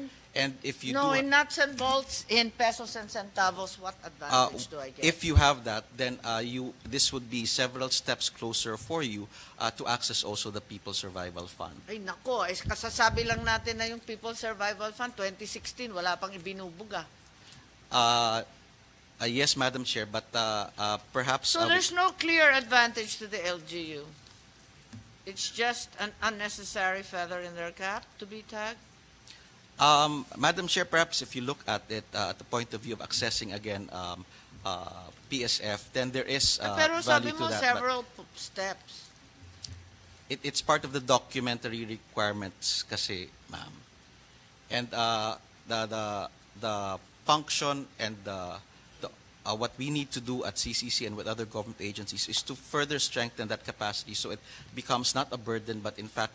So do you have a list now? Do you have a directory of all these tagged We have, projects? we have, Madam Chair. Ilan na? Nakailan na sa directory? One moment, Madam Chair. For LGUs. Commissioner Rachel, would you like to answer? Or anybody who likes to answer, I need to get on with it. This is taking so long. Commissioner De La Cruz. Yes, Madam, if I may. The budget tagging for local government unit will provide what we call the net zero by 2050 pathway, whether or not. You know, this jargon's really not helping your cause. Yes, Just ma'am. tell me, what are the standards, what are the advantages, and give me a number, how many have you tagged? That's all. Insofar as the local government unit, Madam, we're able to make the necessary communications, training programs May I with have a around number? 87%, ma'am. May I have a number of 87% of the local government units were able to submit all the necessary documents for So them. how many projects have you tagged as part of this CCET? I'm sorry, it's a budget hearing. It's just nuts and bolts. I need a number. How many projects have you tagged? If you don't have it, let's not waste time. Let's just proceed to the next 100 questions. The details, Madam Chair, on this for LGUs as well as for national government agencies. Can you tell me the number of projects? Kala ko you're tagging. How come you don't know how many you tagged? Anyway, napapagod na ako. Okay. So, let's go back to the People's Survival Fund, since that seems to be the end-all and be-all of all these tagging. You've approved, according to you, 13 projects, 6 project development grants to a total of 19 LGUs. out of the 1.3 billion earmark, 23.44% or 306 million has been disbursed. Can we be clarified on the actual amount of the People's Survival Fund as defined under law as we speak today? Madam Chair, we'd like to defer to the Department of Finance. Sige.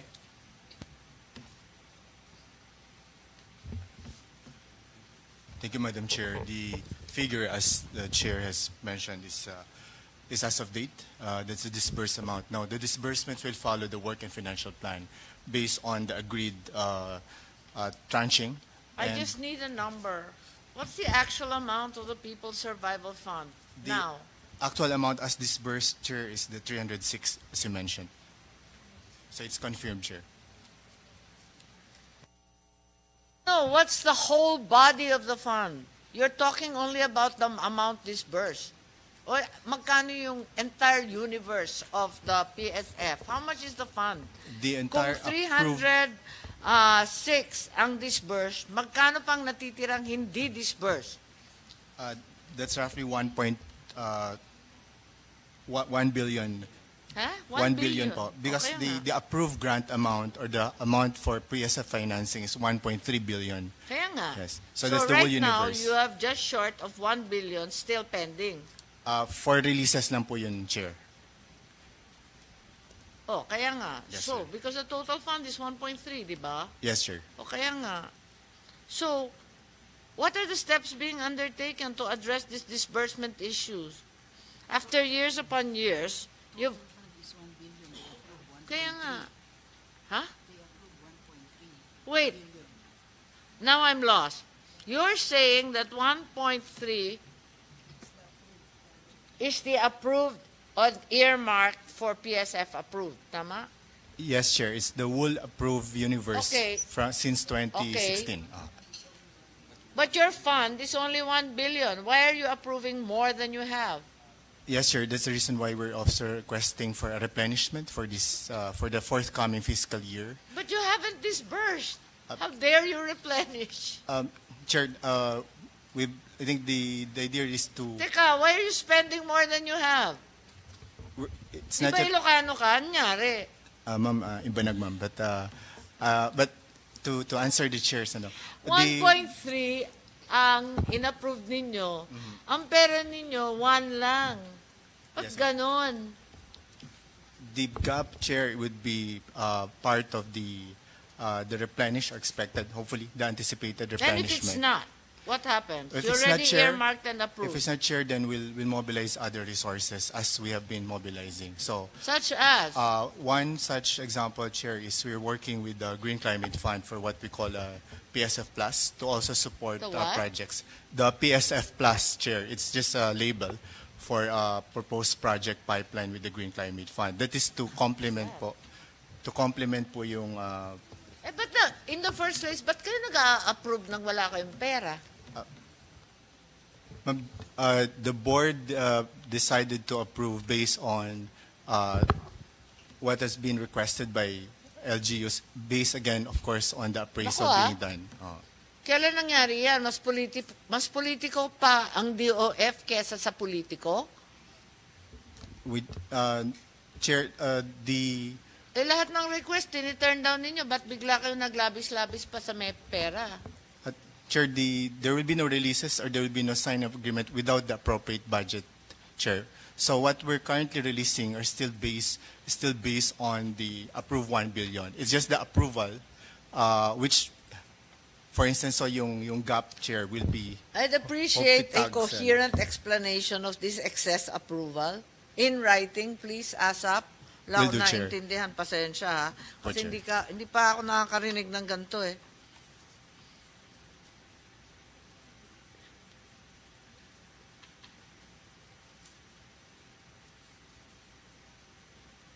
Yeah, I think I spoke about earlier.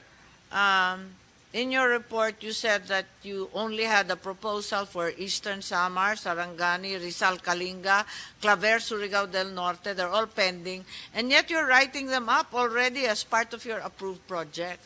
Bakit ganun? Ano ba klaseng report yan?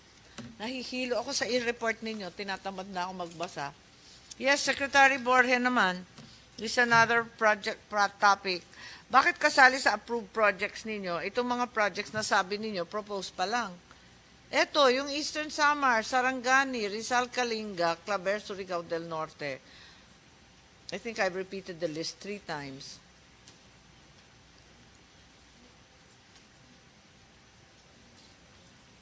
Tsaka na.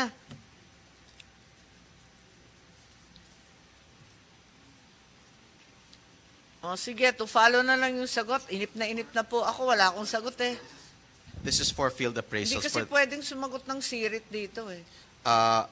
For municipality of Rizal, Kalinga, and municipality of Claver, Surigao del Norte, while they remain to be pending, field appraisals need to be done po. So what? There are still, again, Why documentary are you requirements. dishonestly, deceptively, albeit maliciously including it as part of your projects? Madam Chair, Why that's are they not the already in intent. your list of approved projects? Di ba dapat wala yan dyan? Andito eh, kayo nag-submit. Binabasa Chair. ko lang to eh.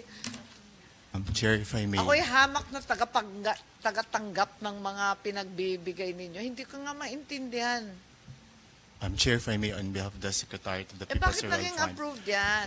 We Here we go again. Kanina, approved pero no financial documents, kulang sa COA at DBM. Eh di wala, nothing disbursed either.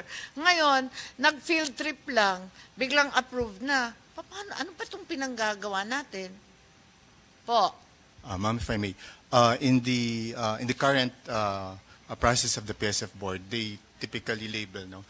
If it's approved by the board, then that's tagged as approved. That's the reason why po, what the Secretary and DFs forwarded is based on that Come again, approval. if it's been approved by the board? If it's This been one approved, was approved by the board? It says it wasn't uh, approved no, by sir. the board. It's It's subject to the proponent's complete submission to the PSF board. Tama Ba't po, sir. ninyo linagay dito sa Uh, approved? I'm just providing, Chair, yung various typology po muna. So may na-approve na project Eh, pero ito based hindi on, approved. tama, Chair, then it will be subjected to further appraisal. That's Eh, why the bakit- reason why bakit this is a... sinama sa approved projects? Maski yung kanina, sinasabi mong approved, hindi rin approved yun kasi subject to documentary compliance. Chair, we will relabel na lang po. Doon sa ongoing pa ho yung documentation, could be Nga, this pipeline. is even, or this subject to is even effectiveness. more premature. Madam Parang Chair, binoloko kami rito eh. Parang binobola ninyo kami, naglilista kayo ng kung ano-anong pinuntahan ninyo para lamang magmuka na maraming project at accomplishment yung inyong komisyon. Pero ang totoo, wala naman. Nakapako pa rin tayo sa 2016 at 2017. Aminin natin, wag tayo nagpapad ng ating accomplishment. Pangit yun eh. At nagkakabukuhan, maniwala kayo't hindi. thank you, Madam Chair. I think the intent here was to identify ways for the next steps and kasama po itong municipalities No, na ito. the list is very, very clear. Approved projects. Yes, Madam Chair, we will provide a better I list never for asked you. you about ways forward. This is a budget hearing. I need to understand your budget vis-a-vis your accomplishments. Napapagod na ako, honestly. Pack up na ako dito. Ano? Ma'am, if I may, May I just recommend the abolition of this commission? This is absurd. Yes. ma'am, insofar as terminology is concerned, perhaps we apologize for this, but insofar as climate change is concerned, the work of the climate change for PSF is to provide and study the climate lens of the project. If the project is for adaptation, then I'm sorry, but the word approval, yes, madam. approved projects, has no other meaning. We- Which part of approved projects is confusing? We apologize for that, madam. But insofar as the accomplishment of the Climate Change Commission, madam, we Give me a list then. Not Yes. an approved project, but show me something. Yes, How ma'am. am I supposed to defend this na wala akong makitang matino? yes, ma'am, we provide the, Kabulastugan eh. We Lista kayo ng lista eh. Napuntahan lang pala ninyo. Ako din, napuntahan ko rin yung Rizal Kalinga. Napuntahan ko rin ang Claver. At napuntahan ko ang Sarangani at Eastern Samar. Taga doon kami eh. Eh Yes. wala namang project doon eh. yes, madam. Eh For, ba't natin lilinlangin ang taong bayan? At bakit kayo bibigyan ng budget? Ba't ninyo sasabihin approved project? Hindi naman pala totoo. Aasahan niya ng madla. Aasahan niya ng mga waray. Aasahan ng mga ilonggo. Ba't naman kayo ganyan? Madam Chair, if I may be allowed to clarify po, we did not list those projects under the approved LGU proposals. There may have been a confusion or No, it's not a miscommunication. confusion. Ay, Ma'am, in our copy po, it's only a separate chapter of No, the but in- other LGU. kanina nga, Proposals, ma'am, yung mga yung- kulang pa ng financing document. Yes, Basta ma'am, sabi tama lang po ni yun. Director, mag-usap kaya kayo, hindi kayo nagkakapareho ng sagot. Ma'am, parang Kasi pareho sabi po, lang we niya, just yung isang compared. batch, pending financial documentation. Correct, ma'am. Eto, Opo. pending everything. Hindi pa Yes, ma'am. nakikita ng board. Tigilan niya yung paglilista ng mga hindi pa tapos. Ano ba? Anyway, sa madaling sabi, wala kayong project. Oh, 32.2% out of the 2024 million budget, only 32% was obligated. And even less was disbursed. What's the reason for this hapless obligation and disbursement rates? Kasi 65.9 million lang ang nagastos sa 204. Pwede bang umuwi na? Nakapagod. Po, bakit hindi nakakapag-disburse? Madam Chair, Alam nyo, Director Narag, nag-a-approve kayo ng higit sa budget ninyo, samantalang yung disbursement and obligation rate ninyo nasa 32%. Taga-DOF ka, is this responsible financial management? Madam Chair, all the LGUs are also complying with the DBM No, they're policies in No, terms of they're not. SARO You're and at CA. 32%, dear. Chair, I think it's the process really is delegated to the LGUs in terms of how they would do the procurement, comply with the work and financial plan. So while we're able to secure in Anong advance, apog ninyo humingi pa ng karagdagang budget na ganito nga yung disbursement rate? Chair, the budget for those approved, meaning per definition of the board, per the approval of the board. Hindi ito project. Nasa ibang topic na ako, sumurrender na ako sa approved. Kasi linilito lang ninyo kami na hindi kami makapagbasa ng approved project. Kaya lumaktaw na ako sa ibang topic. Nasa topic na tayo sa inyong budget ng 2024. Sa available appropriation ng 204 million sa CCC, ang naobliga lang is 65.956 million or 32.2%.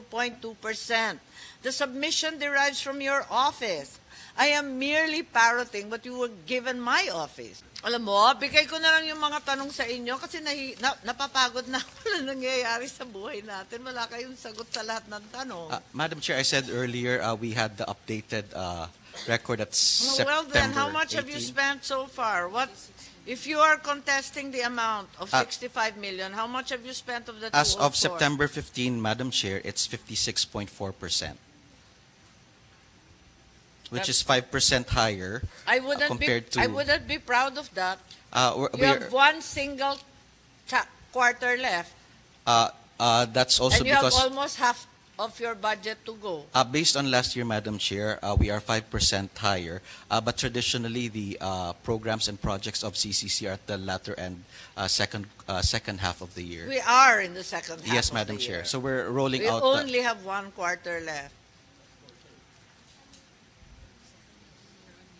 Can you submit that and tell me how you're going to spend your entire budget and thereafter ask for more money having not spent your budget? Ano Certainly, ba? Madam Chair. Taon-taon ganito tayo, no? Your proposed budget by cost structure, the budget for general administration and support is 67.19 or almost 70% is overhead. Tapos yung operations na may overhead rin ay nasa 37.5%. Ibig sabihin, lahat sahod. Kaya wala tayong project dahil lahat ng gastos napupunta sa sahod. biyahe, gastos, at iba pa. Can somebody answer? 67.19% is general administration gas support. The budget for operations is 37.5%. Kaya nga, this is very clear. This makes it very clear why we have no projects. You're just paying yourselves. Any explanation? Wala rin. Okay. So may I have a breakdown of your gas account because your PS alone is 77%. Alam ninyo, sa LGU, kanina pa yung CC ninyo sa LGU, hanggang 42% lang ang gasto sa PS. Kayo namamayagpag sa halos 80% or double of the allowable total average. You're supposed to enhance LGU capacity. How can you ever do this given your budget structure consisting almost entirely of sweldo?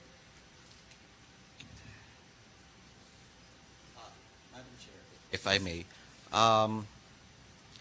we're getting support through SICA. We're also getting support from Through? our SICA Through what? congressional.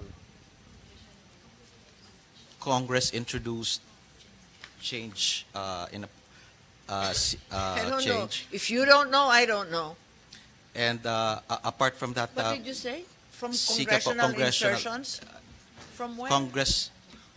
congressionally introduced changes or adjustments, or SICA, Madam Chair, for certain projects that we have. But you We're cannot also, possibly justify this. Madam Puro Chair, sahod lang kayo. Paano kayo mag-enhance ng anumang capacity ni sino man? Liit-liit ng ang liit-liit ng operations ninyo. Yung operations naka-built-in pa yung gasto, yung kwan doon, yung overhead doon. Talagang walang patutunguhan to, puro sweldo lang eh. that's why, Madam Chair, we're working O, on increasing the okay. budget. So why don't we to have go more to the COA programs. finding? Airline tickets not liquidated, misappropriation of excess cash advance. Bakit nagkakaganito? Napakasimple naman bumili ng ticket. We've worked on that, Madam Chair. In fact, for the last 9 years naman, unmodified opinion ng No. COA. According to the COA report, this is the COA report I'm reading. Yeah. They were not liquidated within the time period. They were not bought or procured properly. We're preparing the report for that, ma'am. Okay, you had 42 foreign travels in 2023. How many in 2024? And how many are booked for 2025? Sana all.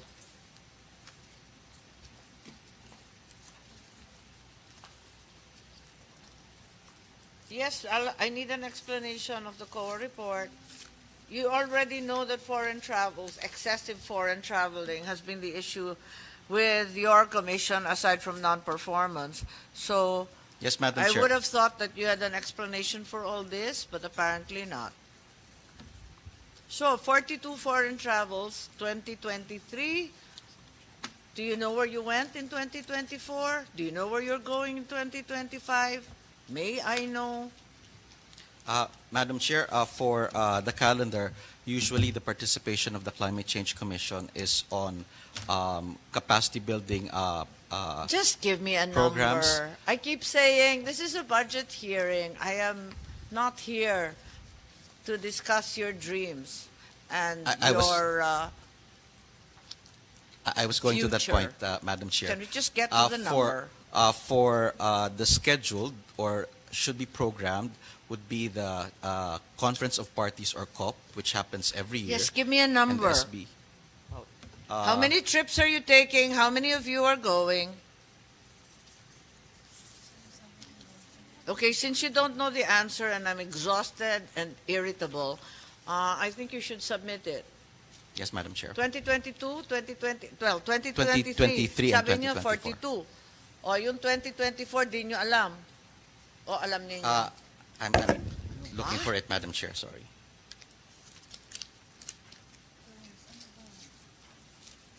It's not a trick question. Kayo nagbiyahe. Dapat alam niyo kung umalis kayo. Ay, nako. At saka 2025, all the meetings are scheduled 3 years in advance. Ano ba? Bakit wala kayong bilang dyan?